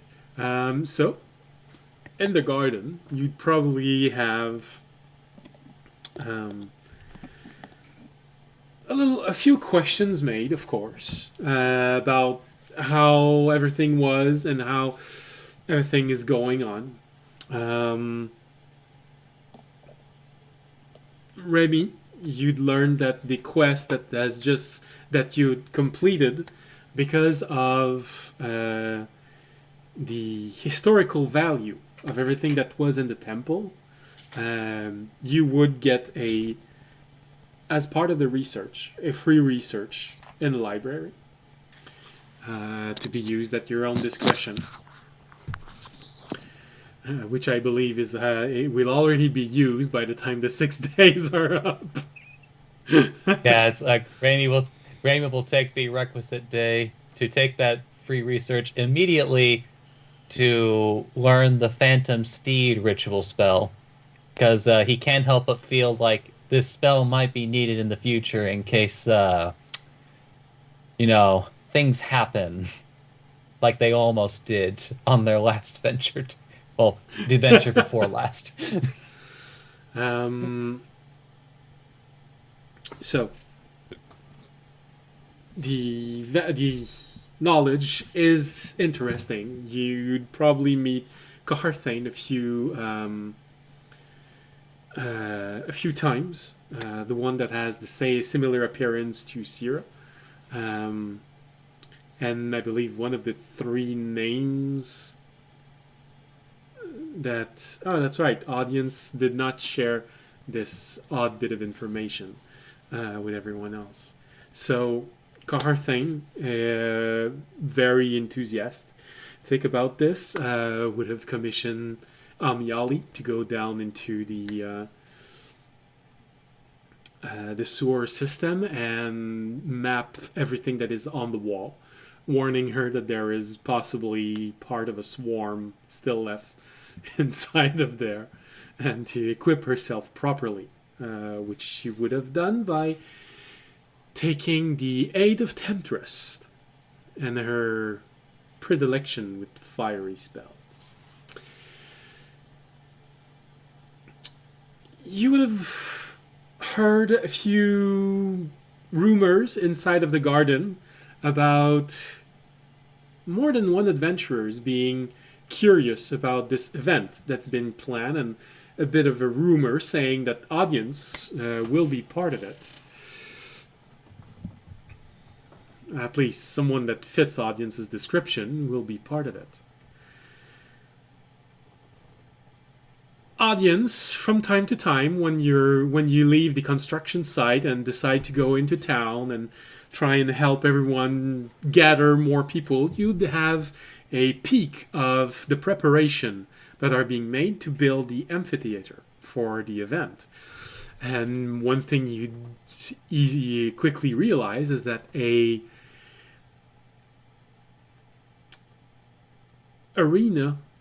traveling arena, a flying ship, is being commissioned to act as the amphitheater. So a large portion of the ground is being dug, so the ship can land and essentially just place itself as the place where this event is going to happen. It is a very large ship. It has enough room for a lot of people. Does audience take time to visit this ship, see what the amphitheater is going to Yes. look like? Yeah, he would. He would absolutely, especially because he's going to do combat in it. He'd definitely want to go and check it out for any possible advantages that he could take or other such things. Well, you go inside and you see that it has a bit of an oval shape. The center of it is a large flat surface that has everything needed for people to actually modify the environment. And you actually do see a couple of artificers there who apparently it's their job to modify the battleground as the play is unfolding. And this is another element that you're learning. The event is going to be made as part of a play depicting you could say, the original version of this event, this national holiday. You don't know exactly the story of it. You can ask around. Some people know a bit about it, but you also know that one member of your party is actually native to this island chain and probably knows it by heart. Tobiyashi. I would probably at some point ask Tobiyashi about it because it might give me a sense of what at different points what the amphitheater would switch into. Wait, guys, what was it again? The original story. The original I doubt story you know of off the top of your head. I watched the 2 first episodes yesterday while I was at work because I saw what he named the other one on YouTube, the last episode, which was Pet Spider. And then I went all the way to the beginning and I was looking at us. I was like, oh my gosh, that was so long ago. Well, yeah. For Tobiyashi, it's been 3 months. For you, it's been 2 years and a half. Yeah, the last thing I remember is breaking the orb, and then we were going to travel somewhere. And Yeah. You know, there's something to be said about I licked something and then I went on a trip. So I'd probably ask Toby about that and write down notes. So I'll give him all the information I know. okay. The story talks about this village who had been plagued by some sort of necromancer or some sort of necromantic plague. The story varies a little bit depending on who tells it. The first chapter of the story talks about how villagers are trying to resist this onslaught of undead creature, and it's mostly a story about a village being overwhelmed. But fortunately for them, a group of adventurers arrives, decide to help the villager. It is centered around a priest, but different version of the story gives different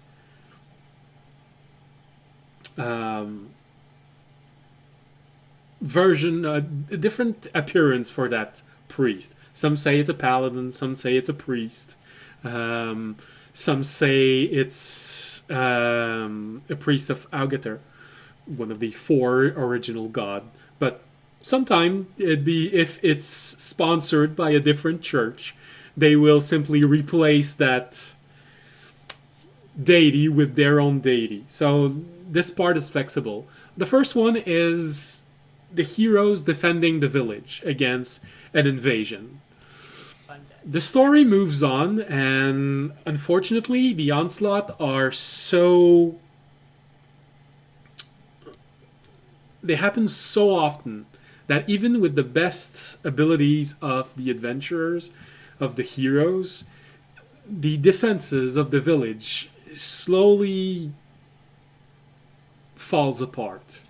One building at a time, one wall at a time, they weaken. And the second chapter is a bit of a last stand moment where the heroes find themselves completely overrun by a bunch of undead, skeletons, zombies,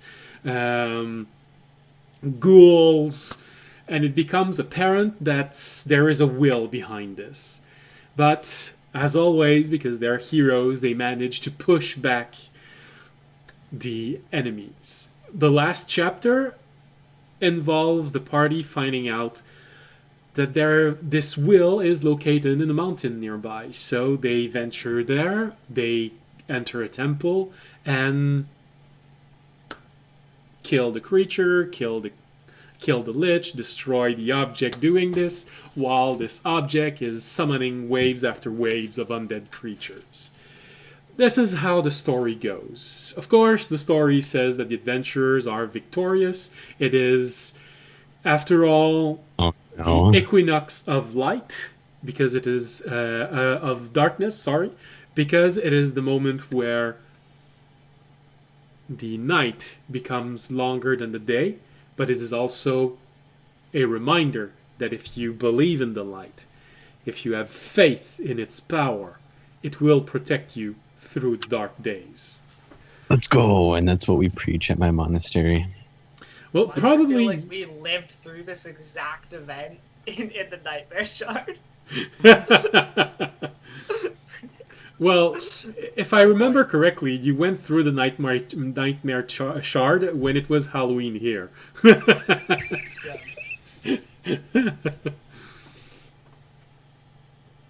Accurate. But the story was very similar to literally what we did. Yeah, in some ways, yeah. So, this is what happens in the story.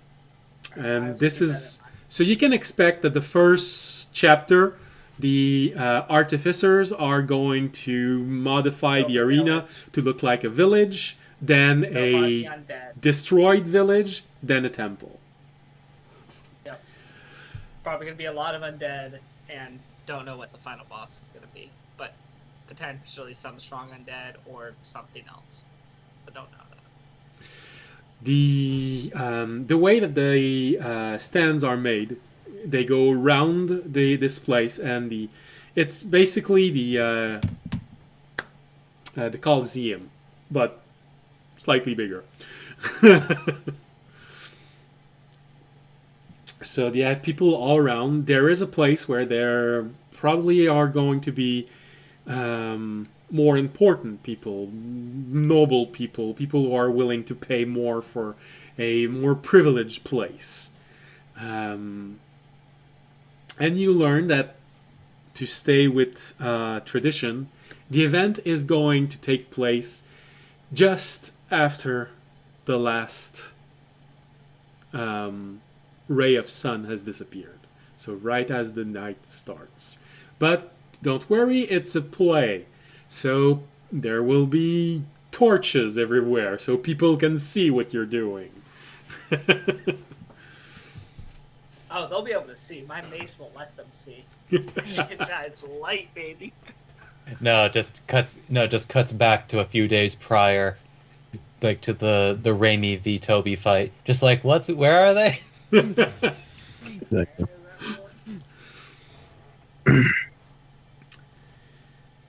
So this is the story that you're going to go back to. And of course, your patron in this, the Lord who is funding all of this, does tell you to, take it easy while you're doing this. Pace yourself out. The event happens within a single night. Don't give everyone your best right at the beginning. Make it a show. Okay. Don't blow your load in the first 5 minutes. Got it. But Divine Smite. You can use whatever abilities you want. Just make sure it is a appropriate moment to use it. You want people to remember your church at the end of this. if you blow all you have on the first chapters, no one's gonna remember what happened when they get to the last chapters. They're just gonna forget about you. I'll let Remy know that. I'll be like, okay, Remy, so if we're gonna use, the fire breathing potion, maybe save it for like a later part of the play. You know what I mean? Really save it for the finale. Remy gives the talent up, and then pauses, and goes to decides to go off and make some more holy water for the rest of the party. Yeah, I was gonna say. Also, can you pass? I don't know. Did you pass out some more of the scrolls so everyone has a few of the turn undead scrolls? Maybe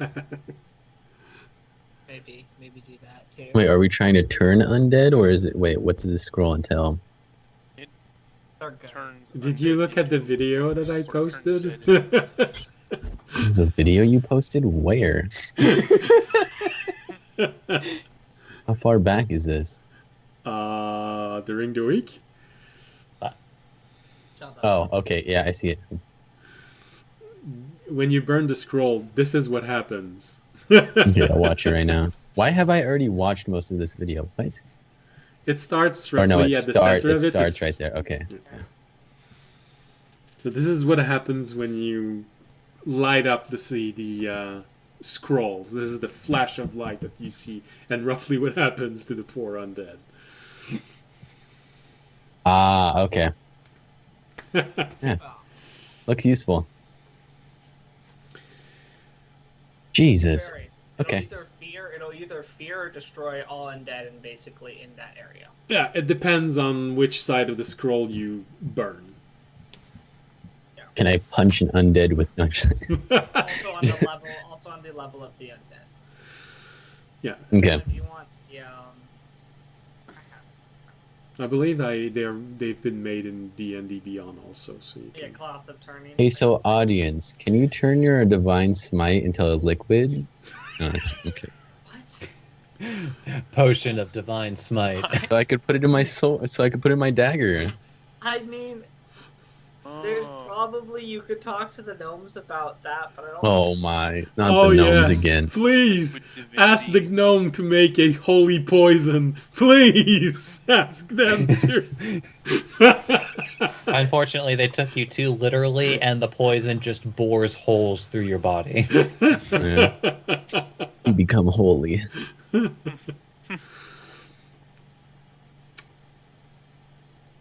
Sometime roughly during the last 2 days of this, audience, you'd get a call on your orb.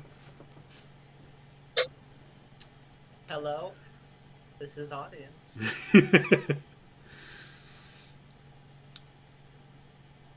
It is Sierra's voice. She tells you, you've asked to be kept in touch of Tusul's situation. Oh no. Tusul has just woken up. Oh shit. Okay, good news. It's like that. You were expecting the worst. I was expecting the worst. Well, audience would definitely go back to the garden for that. He would actually probably rush back to the garden. You could tell the priest, whatever he was doing, he had to go. A friend of his had just woken up. I'm gonna go trip with Jorg. He would rush back to the garden. So Tobiashi spends the next 5 days tripping on mushroom Jorg finds. Yeah.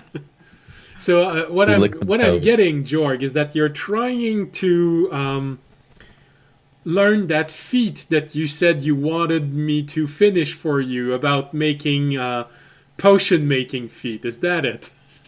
Mm-hmm. Damn, now I'm gonna have to finish it before you level up. Okay, so I also just keep doing mushrooms. Lick some toads real quick.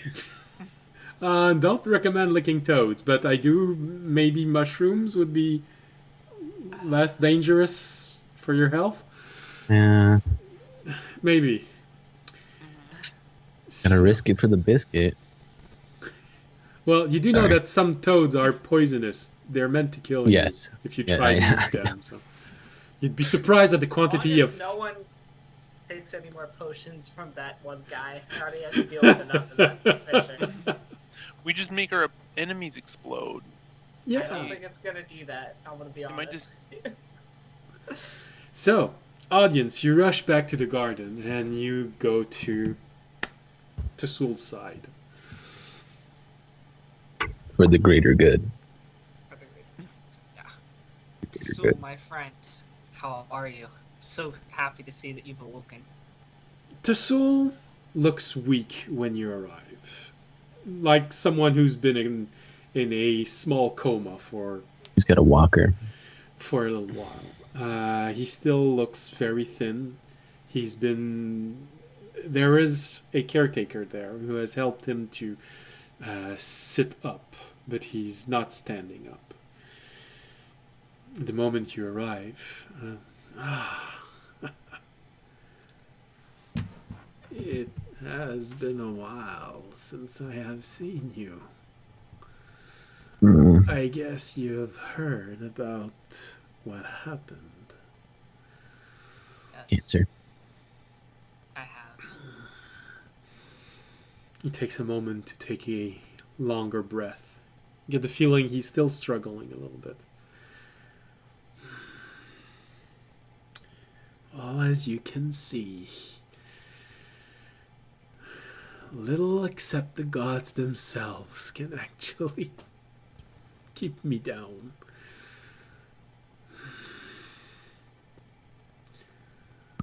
But I do believe that my time as a dual-wielding swordsman might have come to an end. But my swords aren't broken. I will reforge them and do something else. And how have your adventures been going? Mm. I've, since we've last met, I've taken the time to, of course, grow stronger. All things mind, body, spirit. Feel like our party has grown closer together. We've seen many new wonders, experienced many new things. I'll tell about some of the things since I last saw him that we've done and accomplished. But, just I'm glad you're awake, and I'm glad that even if your adventuring days may be done, you will be, of course, remembered for what you did, and that you are still able to carry on with whatever way you best see fit, as your soul is not one I would have wanted lost from this world. Do not count me out yet. My steel is not even cracked. I will be back. A little different, but I will be back.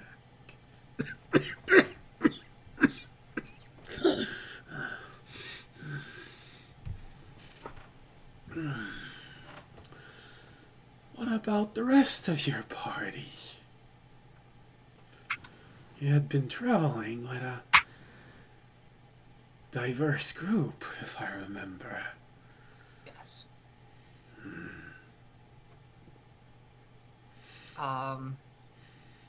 Fisher is his own self. He continues to prove, I would say he is one of the few, I would say, in my party that I would say is on par with me in his martial prowess. Excellent fighter and great man to have by your side. Remy is always the wonderful and amazing companion. He's brilliant with both his daggers, bow, and even some of his tricks. He always seems to find ways to solve solutions. Jorg is a wonderful for our party. Healing is always appreciated, as well as his animals are can turn the tide of a fight. He's, I think still trying to find a purpose, but sure he'll reach there. And then Toby is, he's Toby, known him the longest. He's a friend. Still think he's a little shaken from what happened to him, but he's, getting better every day and becoming, good man while doing it. Becoming a better version of yourself is always a good evolution. Hey, your friend, Fisher. He is a constructed being, no? Yes. Yes. I would imagine the garden will most likely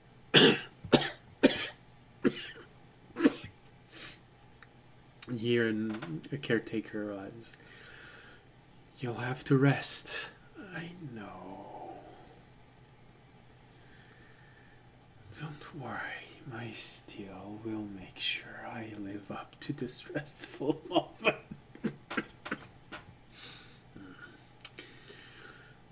I was saying, your friend,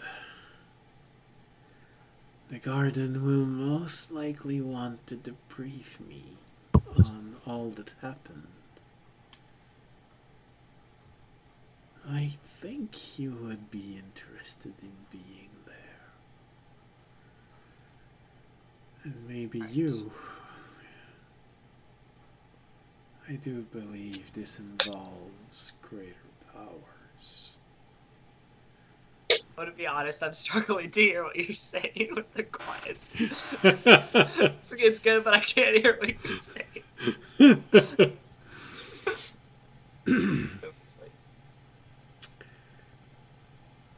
So where do you I want? need a little more. I need a little more strength in the voice. I'll lean in closer, a little louder. Okay.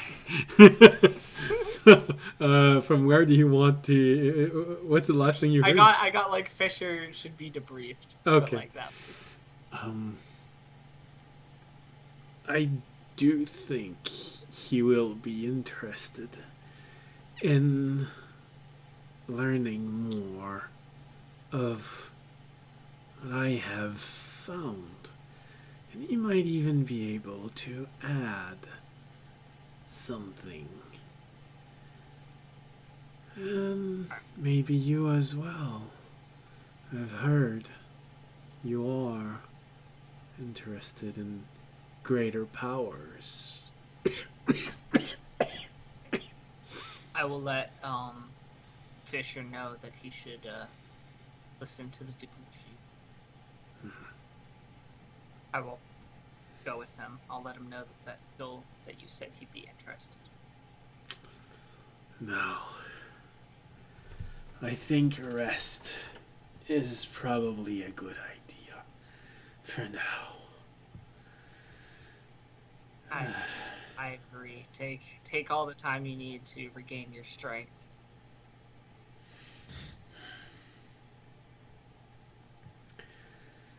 I will continue to fight for what is right in your absence. Of course.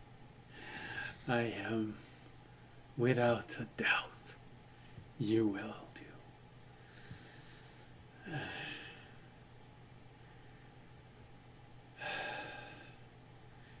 You see him just relax for a moment and he seems to fall asleep. I would go find Fisher probably then and tell him about what was said, that he would be interested in the debriefing, and mention that I know he'd been interested in the Isles, and I assume there was probably some more information on it in the debriefing.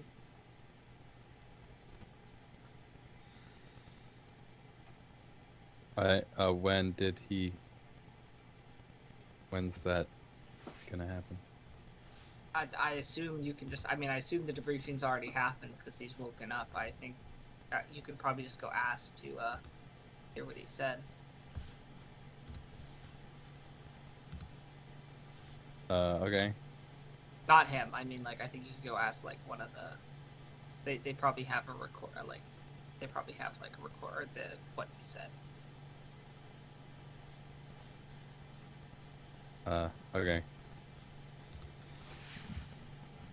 Go do that.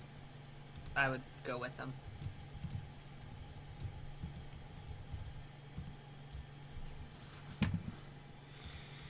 All right. It takes probably another day before the debriefing happens, and Fisher, since you say that you want to know more, you are warned that this is going to take just a little bit more time. The caretaker wants Tesul to rest for a little bit because he is still very weak. He has just woken up. But he did ask to be debriefed. So it's not just them interested in this. Apparently he feels there is something that needs to be known, something that needs to be learned. They also say that they will probably be contacting someone else outside of the garden.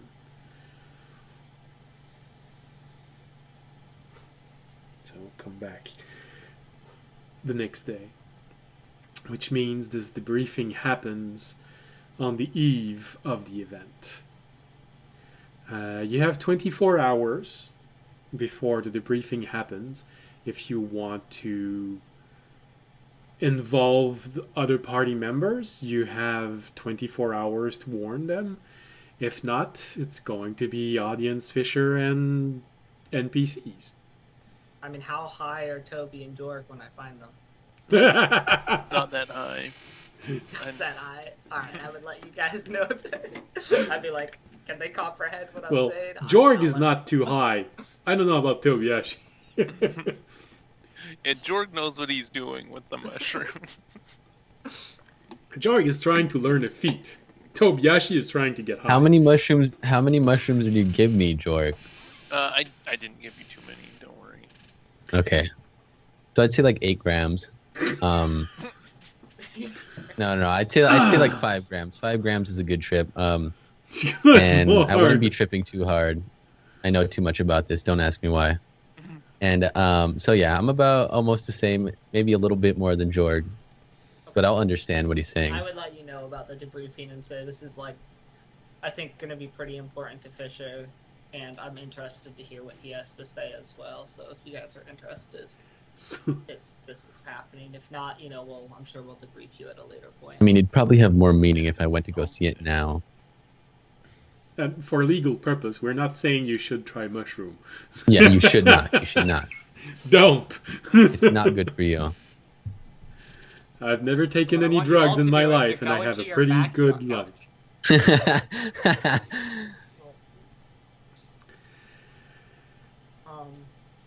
Yeah, and then I tell Raimi as well. I'm sure. Wait, what? I think your microphone has slipped a little bit. We're hearing you. We're hearing less and less. Me? All right. Okay. Yeah, and then I tell Raimi as well. Because I assume Raimi. All right. Raimi just like periodically comes to visit you, like for Anyways. Also, if you guys check Discord, I don't know if you guys did, Raimi did give you some. Oh wow, so much has been written. I feel like The I last missed so message. much. Yeah, I got those. Okay. Yeah, so I guess we're all going to the debriefing. All right. So, on the eve of this event, where there is a little bit of anticipation everywhere, some people, when they see audience, they ask if he's really going to be there, and I would say yes. That'll be heading the play. few people would probably ask who else is going to be there. Say my party, some nobles, or nobles, maybe a few other adventurers. I don't know. I don't have any of the like stronger adventurers confirmed with me. They're going to be there. Or have Unfortunately, apparently, if you start asking, you learn that the how can we call them, the 5 strongest have all left on a quest, and they shouldn't be back for at least a week and a half. Okay, well then none of them are going to be there. I don't know. Are there any other strong ones going to be there though? Any bards? Any Yeah. Well, just not the 5 strongest, but you do hear that. Hold on. Anyone I could mention that would gain some clout, basically. Keazin and Kudan are going to be there. Keazin being the trainer for Fisher, and Kaudan, the Dragonborn who is more contemplative than what you're used to seeing with Dragonborn. He calls his group of Dragonborn the Tempered Ones, which is my version of Dragonborn for this that I tweaked. And who else? Corinth is going to be there.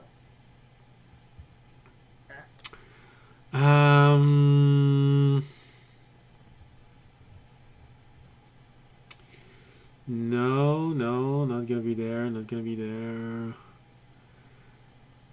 Oh, she's not that strong. You're a bit stronger than her, but Connie is gonna be there. Naisa's gonna be there. She's the strongest bard of the garden. That's fine. I just want a good bard there, you know? That's all I need. Keep this documented.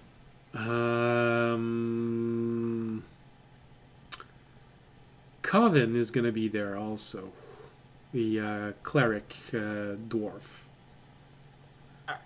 I'll mention some of the... I'll just mention to them some of these names. I'll be like, oh yeah, you know, Nace is gonna be there. You know, some of the stronger ones, you know. But it's, you know, people are excited. It'll be a party. Come by. Free beer. Now, just lie. Just be like, I'll be free beer. Come by. I'll be able to pay for it. Don't worry about it. All right. Just just say it's under Bastian's card. No, okay. Okay. But he is sponsoring the event, so I mean, technically. Yeah, no, technically, I think he's providing the alcohol. I don't think he is giving the alcohol, but. All right. So you get a few questions, but other than that, it's pretty normal. It feels like going back to a place that's been your home for several months, and feeling that, oh yeah, okay, it's good. It's rather normal as things go. Is in the garden. Gnomes are still acting up like gnomes. You hear a few whispers of a few experiments that have happened. Apparently, they've been trying to refine the gel of blowing up. Yeah. Oh, do I have any more gold to pick up from my room? 6 days. I didn't think about this. It's fine if you don't have the number right now. We don't need to. Probably a bag, but no, I did not plan the number. Yeah, that's fine. We can do that another. It's not going to be a huge sum, but... Yeah. So, you all gather up, and... Good lord, this card is fired up. You all gather up for the debriefing, and one thing you realize when you enter the room is that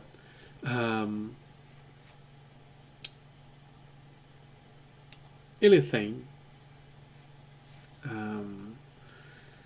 as well as Theag, are there. You have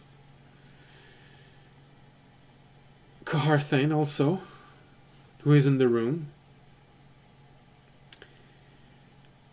You have an open orb through which you can actually see the face of the 5 strongest adventurers of the garden. They look in a very northern environment. You only see pines in the background. Damn, I'm really pining for you, Omni. Okay, I'll leave the stream. No, that was bad. Good night, everybody. I did it. Good night. Yeah.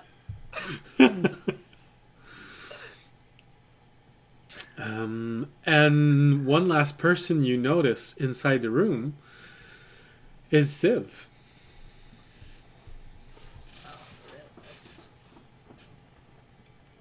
Of course, you see a illusion of Tasul. The illusion starts at waist level, but the way that he's placed in the illusion, you get the feeling that he's still sitting on the bed in the infirmary. Hopefully, there's an audio boost on the other. Yeah, you just you look at Sira's nearby, and you look at her, and she just manipulate the orb a little bit, boost the volume, and here you go. So instead of hear him just go, you hear.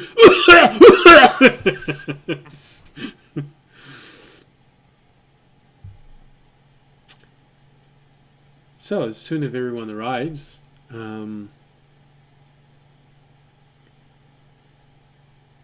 Illithane address everyone. Ah, yes. I do believe everyone who needed to be here is here right now. So, as you might have learned, Tasul was on a quest recently, and it turned out rather violently.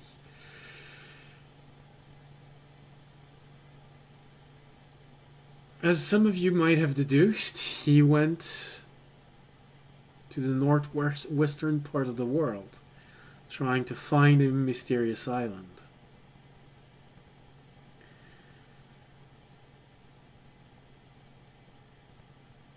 There he met protections, which prevented him from trying to go in and come out. He was forced to abort this before the completion. However, the information he has are of relevance. And apparently of interest for some of you. I will let Tasul give all the information he has. See Tasul trying to right himself and starts talking about research that he was doing. For several weeks, he'd been researching things he had heard. He'd heard about construct dreaming, and it piqued his attention, as it's not something that happens to every construct, only those who have awakened, and even then, only some of them actually start dreaming. And he starts talking about the dreams he has recorded. Always starts with a light in the distance. Then a plea for help.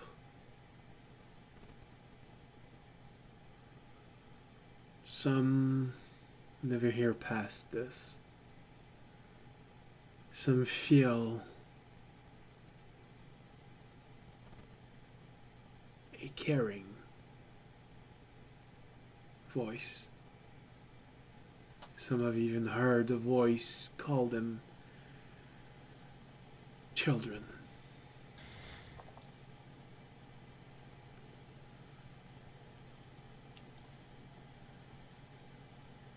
It is when one described the light as being distant and powerful, but held in place by darkness, that I started to research what was happening. And he looks in your direction, Fisher.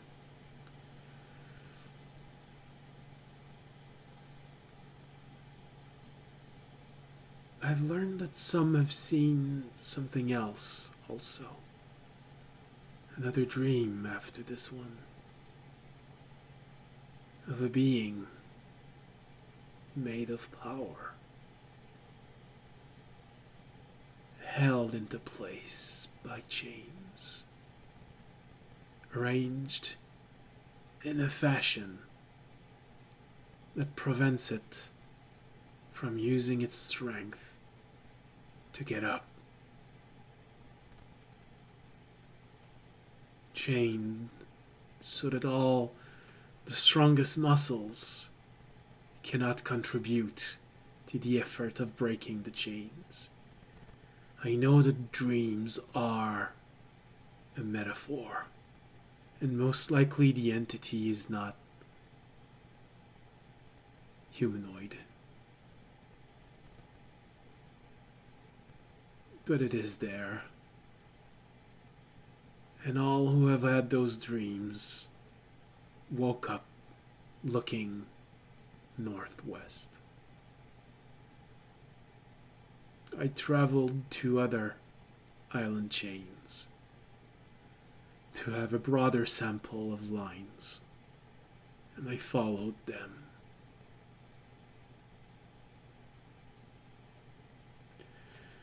They took me in the middle of the ocean, very far to the north, where I found this perpetual fog. When I tried to reach in,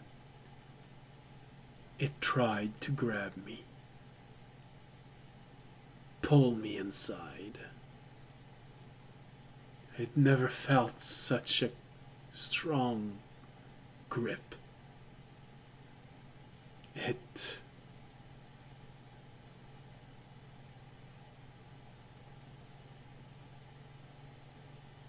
and Civ finishes his phrase. Evaluated you.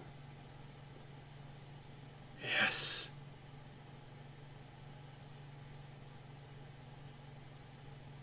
Said I was guilty.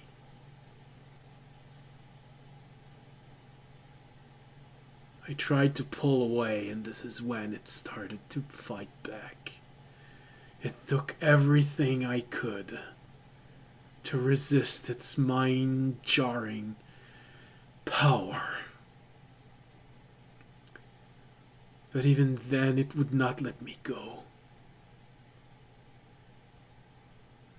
When it saw that I could resist it, it tried to replace my essence, my life, with negative energy. When it failed, because of my heritage, it tried to kill me.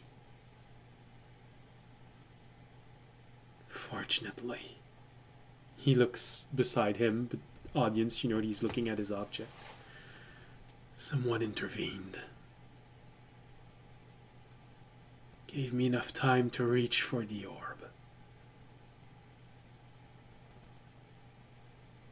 And call out. Theag continues. The pull was so strong, I was nearly forced to let him go. Fortunately, he was far enough from the influence that it lost its grip on him, and I managed to pull him back.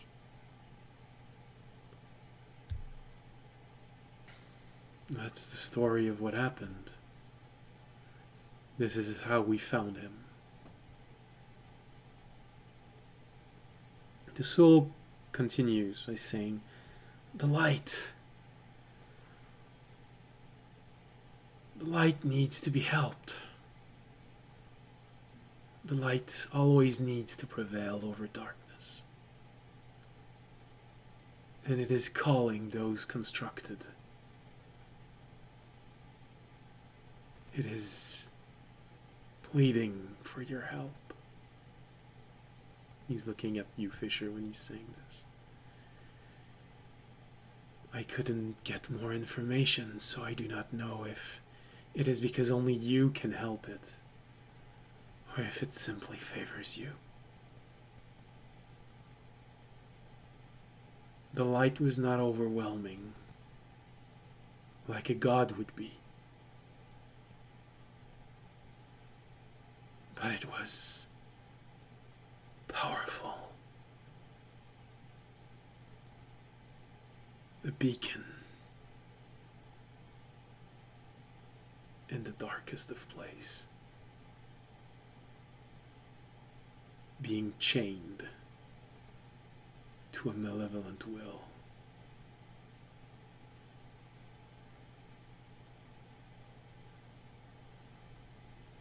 He starts coughing up a bit and is visibly drained emotionally from telling this story. You see Elithane and Theag turn towards Civ. This would be the island chain, the Western Isle, also called the Misty Isles. He was fortunate.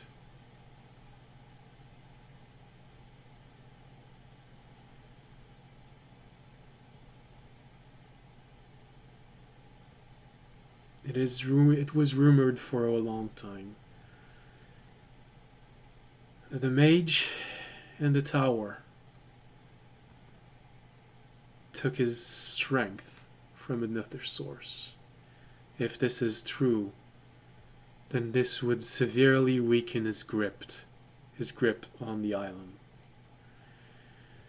Maybe not enough to change something immediately, but maybe to give a chance for future generations to get out of this hell.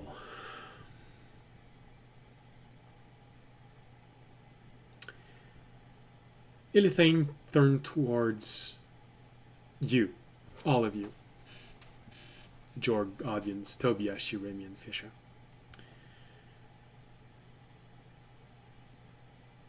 You're the only group who has a construct in it. So of course, this means that we would think about you first.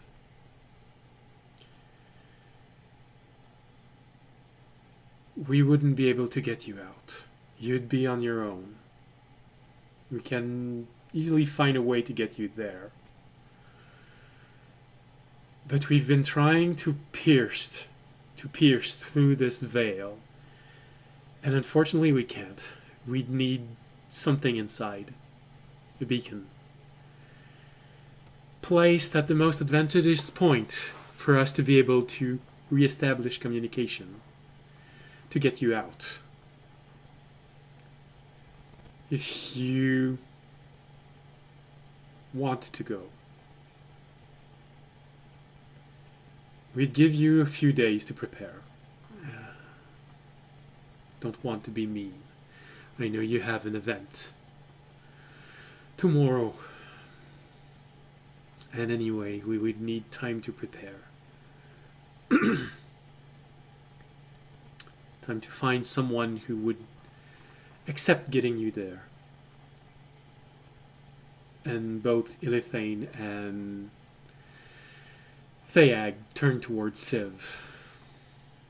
Fisher, you're the only one who can actually read Civ's facial expressions. And this disturbs him a lot.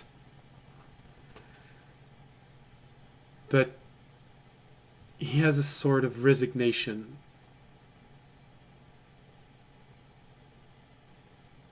The light needs to prevail. If you need a guide, I can at least try to keep you alive. I can show you where the best place for your beacon would be. The spire. And most likely the most dangerous place on the island chain.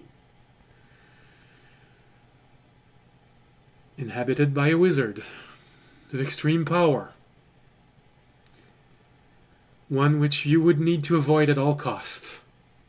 You do not have what it takes to take him on. Maybe in the future, but not now. Fortunately, and this is something that not a lot know in the island chain, the spire is mostly deserted. Only kept running by other construct, non-sentient construct. But it's still the most dangerous place you will ever see.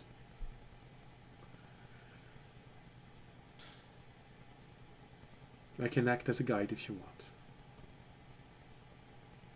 And I would rather go back there with people I know. But I will never force anyone to go there. Never.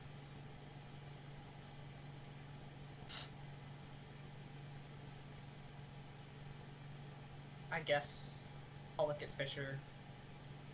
We'll think on it the next couple days. Decision. Let you know.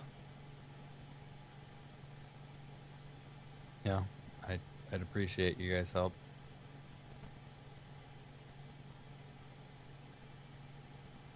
Yeah. I'm going. If that wasn't. Yeah. No, I got it. I got it. I think I need to process this for a second. Okay. All right. So, as a dungeon master, I just want to warn you. This is the most dangerous quest you will ever have taken on so far. There is a real danger of dying, and you will be cut off from the garden for a while. Well, I mean, Toby needed to process it as in he's tripping balls right now. No. Like, let me come down first. Like that just got so He's serious like, right now, I dude. got all Oh my that, but god. What's with the unicorn over there? Why was his face melting right now? Thag, are you alright? Your nose is falling on the ground slowly. Why am I tasting turquoise? This tastes like a serious color. It's like red, like a dark red color. So I guess we'll go do our event, and then we'll probably have an answer for you. What? The next day after that. So she's. How long do we have? They need a couple days to prepare. Most likely, most pressingly, is secure transport, because if you want to take the long way around, it's going to take you a few months, probably a year by boat, which is basically what Audience did to get to this island chain. But flying ship would be a question of weeks to get there. I at least want my cloak before I leave. I need something to add to my defense, please. I'm not even asking for it. Okay, they said 2 weeks. If I could get down to a week, I might have it in time for us to leave. You'd have to pay more, but you could have. Yeah, I'd have to pay more. You could have it ready in less than a week if you pay more. We're not lacking gold, Toby. Trust me. Yeah, I might need some help though. I'm lacking gold. That's what I'm saying. I mean, for right now, yeah, we'll If you trust me, I want everyone to have everything they need for if we're gonna go do this. Because my ball, if we could get 3 to work on my ball, then yes, we could have it by then. But maybe I don't know. No, That's if 7 we're gonna weeks. go do this, I might even go buy a couple more like potions and stuff. Yeah. So, I We'll feel like talk Ravi about could it just when it comes ask to it. anybody for anything right now. so as you're all turning around, mostly convinced that you are going to take this quest, you do hear Civ just say, "Prepare yourself wisely." And then you hear another voice. It booms in your mind. This voice you've only heard once before. You just hear something added to it. Civ says, "It's gonna be a long one." But when you turn around, nobody said this. But your eyes focus strangely on the raccoon mask engraved in the door that you're just about to go through. That makes the audience deeply unhappy since he starts remembering the dream he has about being like lost and his name lost, but like accepting the light. It's like, God damn it. I look at Jorg and I give him this look of like, did you just hear what I heard? Like kind of like just like not even like saying it, kind of like just like speaking to him through like expressional emotion, just kind of like looking at him and like nodding. I'll Just look like- back with the same like thought. Like, was that the mushroom? But it looks like we're both hearing it.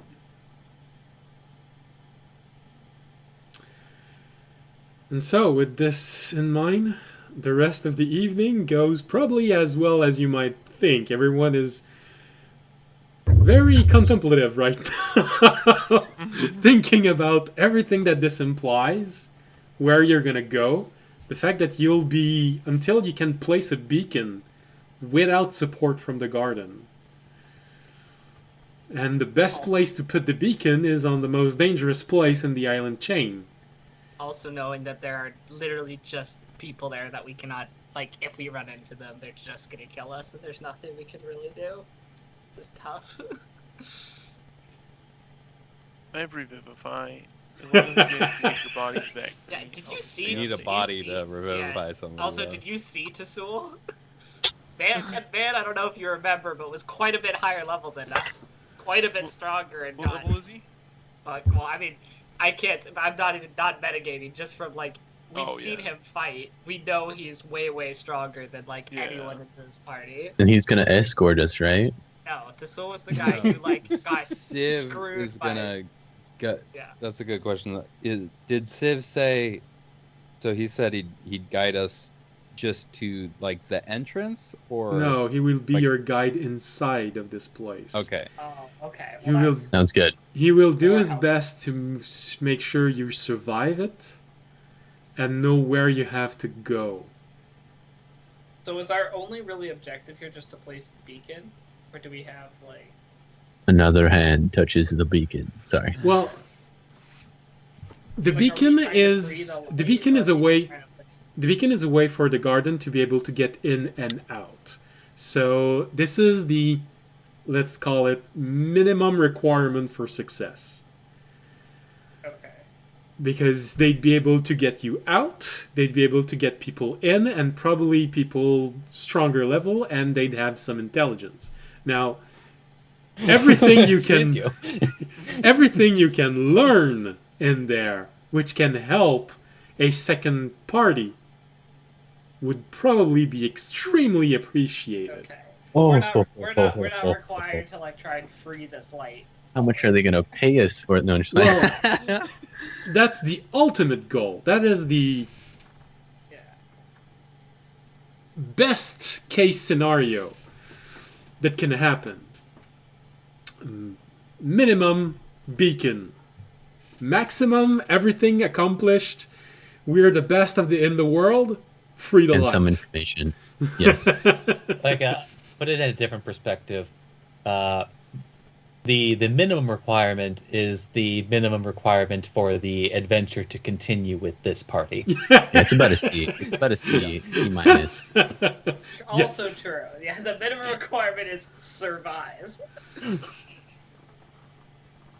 And then place. Yeah. All right. I think I could get the information part if we could just survive. And before anyone start making joke, no, I'm not sending people to Australia.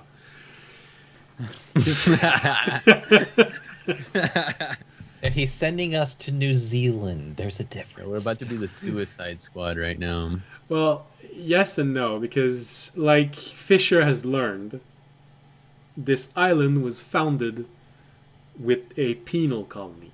This is why it's not Australia. I know it feels slightly similar in history, but it's not. But Wait, Different. Australia has a wizard that's in control of it? I mean, Is it a desolate wasteland where everybody goes to die? so Maybe. it's bound to be rough. But also, Civ is going to be there, and you can probably ask him more questions if you want. Tonight, next episode, after the event, whenever you want. so Civ, where's the Melbourne of this place? No, sorry. Are there emu on this island? So Sydney? There are I'm gonna guess yaks Sydney. everywhere. Where is the library where I can find out where the Exalt. lost city of Bahanor is? Hey, maybe I could ask Civ about my master. Why? I wonder if he's ever seen him. Okay. Well, you'd have to go ask him. But tonight, I think that's going to be it, because I think everyone also needs a little bit of time to mentally prepare for the event, which is basically going to start next episode, because, like I said, we're on the eve. So whenever everyone goes to sleep, when they wake up, it's basically Christmas morning. So the event is the moment that the last ray of sun disappears in the sky. So you have basically 6 hours to prepare when you wake up. So it's going to be next episode, unless someone does something stupid. It's going to be next episode. Nobuyashi goes on one final quest. Just to make more money so I don't have to pay back everybody. No, you know what? Okay, I'll pay back everyone. And like I said, I'm giving you an NPC. And I know this might be a bit of metagaming, but this does mean that this, and since you have no way of coming back, that NPC is your safety net. If he disappears, dies, is disintegrated, crushed, this means you have lost your safety net. So wait, are you saying we have to protect your safety net while it protects That's us? up to you. or- I'm just saying, Yes. when I give an NPC, that NPC is usually a safety net. So long as he lives, he will try to maintain you alive. If he dies, Basically have then you- one free get out of jail card, but if we use Essentially. it, Civ dies. Yeah. And then we And probably somebody in the die party quick. will be really upset. Yeah, and then we probably quickly die after that because we've also just lost our guide, who basically knows the dangerous area now to get around. Mhm. Yeah, this is going to be a stealth mission, Yeah. which is not great. Yeah, we need a. I mean, me and Remy might be able to make it. My stealth isn't bad, depending on. We the buy game. some potions We've got for two fishing. different people who can cast Path Without Trace. So Yeah. We do. and there are not the two people who will be the most interested in succeeding this, Fisher and audience. Fisher for freeing the light, audience because it's where he's born. I will point out that anything that's important to audience is important to Raimi. All right. And And 2.5. Also, to be fair, Raimi and Fisher are, I like to think, legitimately friends. Well, that's up to Fisher. That's not up to me. would like to think that, wouldn't You have a picture in my dreams, huh? No, sorry. It's like your I mean- meat bag. If it's for the light, I've worshipped the light a lot. I could see why I'd want to do it. So, And money. We haven't been offered a reward yet. What's this cash? No, they said they wanted information. I could get information on the tower. all right. So, anything one of you would like to do before this episode end, as it's the last few moments of the day? See, the only thing I'd want to see is how much everything is going to cost and how much I have to loan from people. That I can send you. In downtime. Yeah, just send I it can to me. send you through Yeah, send Discord. to me. That. I'm And I'll gonna I randomly won't. randomize his whole spell list because he's on mushrooms. Then in that case, I'd like to ask one last question before this end. Fisher, on this night, do you sleep? Yeah. Then I'll let you make a wisdom saving throw with advantage. With advantage. Use my lucky coin. Okay, well, advantage. In case you were wondering, that first one was a nat 1 for 0. Okay, next one will be nat So 20. with advantage, that'd be a 6. So I'm gonna use my lucky Oh, coin. damn it. This is wisdom sleep throws. I Come on, you got this. You got this. what happens. Okay, 13. Okay. That was improved. It's a good improvement. Audience is standing next to him for some reason. The reason why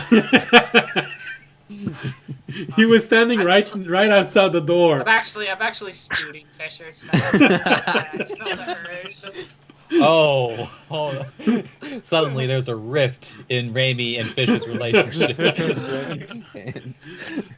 So, Shoot.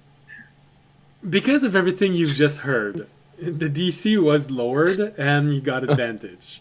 Oh my lord. Because essentially, you see the last dream that Tasul described. You see that distant light.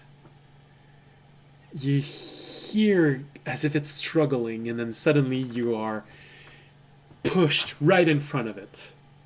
The world just go flying by. You can't see anything else except the ocean, and then suddenly you're inside this dark room, and you see this person made of light. There are no distinguishing feature on this. You don't know what race, if it's female, male, something else. It's just a humanoid made of light, chained to the floor in a complete submission position. The chains pretzel this entity in a way that she can't use strength to get out of this.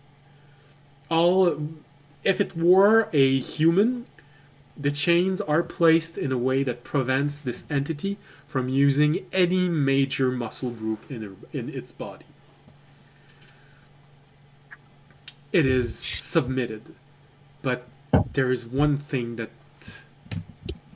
Tasul did not say that you experience. There is this moment where you see it struggling, becoming brighter and brighter and brighter. Suddenly the chain starts rattling and tensing up.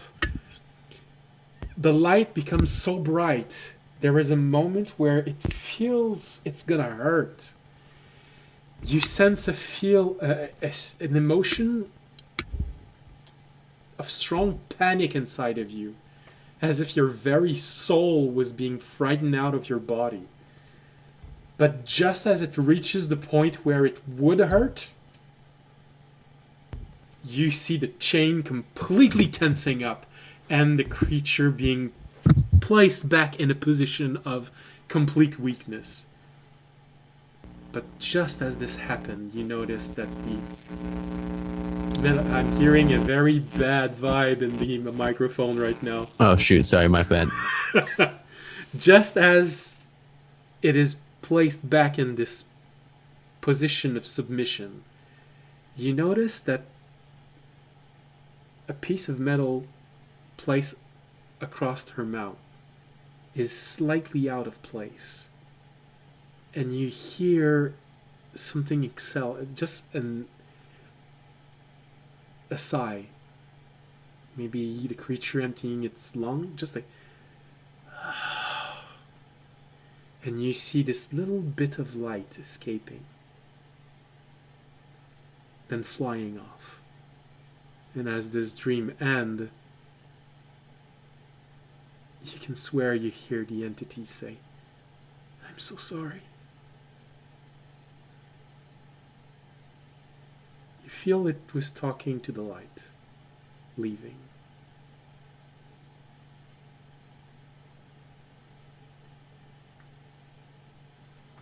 This is when you come back to reality.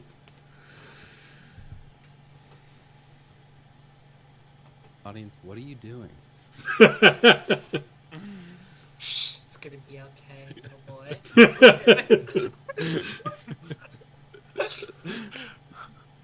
Remy Yeah, doesn't he's know here. why, but he Yeah. wakes up in the middle of the night angry. What the? We're gonna save your mother. Okay. It's not your fault, Fisher. It's not your fault. It's not your. It's not your fault. And this is where tonight's episode ends. When we get back tomorrow, it will be not tomorrow, but next week. I mean, tomorrow for the players, next week for everyone watching.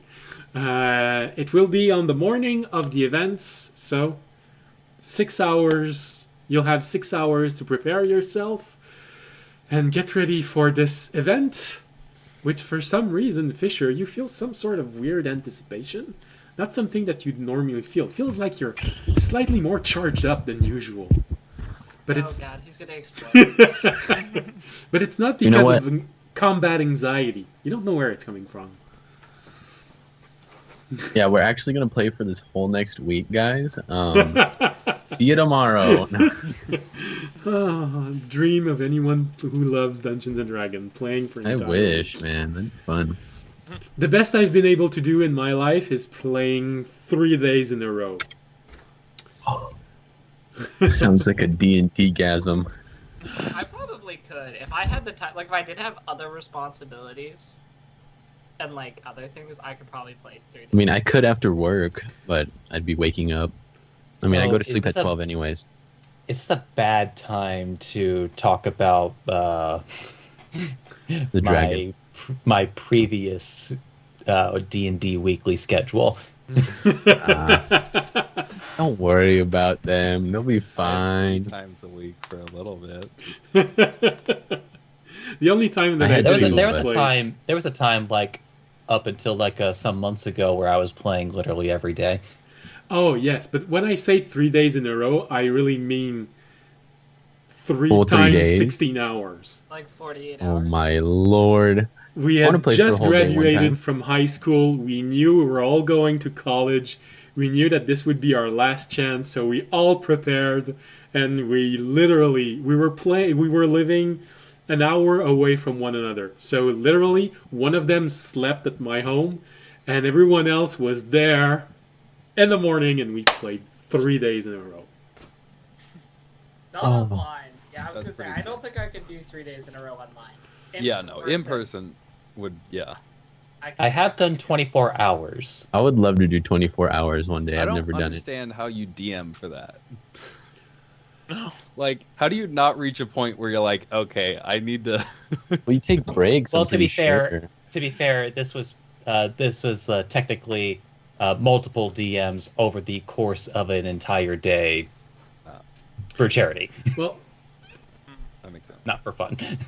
Well, it was still fun. Both. You know what I mean? well, in my case, I was the DM all 3 days. You just have to could do prepare it. enough to give not something too restraining. So if you know that they're going to be going into a place where there are a lot of orcs, well, you just prepare a little more monster than this, but everything that relates to the theme of what you're doing. So you can easily just spit them out. And, well, dungeons, I can create dungeons while my players are traveling in them. I've done it in the past, and people have called me names So that this I can't say on Saturday, the a full day. internet. No, I'm fine. Kidding. A full day of D&D on Saturday. That's what I'm hearing. I don't. All right. So, sounds thrilling. Fish. All right. So, to stop saying so, this is it for today's episode. Let's see. We finish with crackling campfire. Ducks. We had ducks. Still gonna just give ducks once. You know, it's the end of the episode. Things are winding down. You have to imagine yourself around a campfire. The person that was telling the story said, "Well, I'm hungry. I'm gonna go eat some marshmallows and go to bed." Now you're left alone in front of this campfire, thinking about everything that happened and everything that's gonna happen next episode. So, again, I've said it again.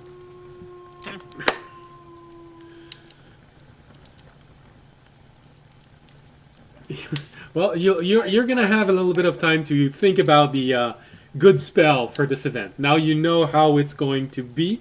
What are the 3 stages of it? That it's gonna get worse through it. That you've been advised to pace yourself. So prepare accordingly.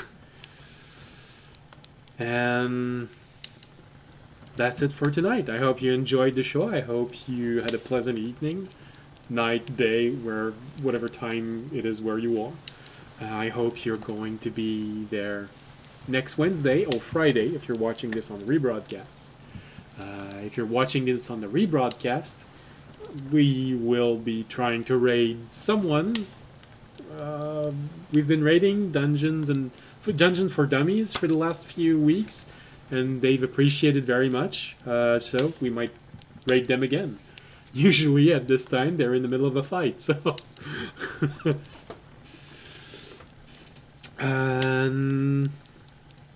Cue action music. I don't think they have action music actually. Yeah, you should go there and promote Ambient Mixer.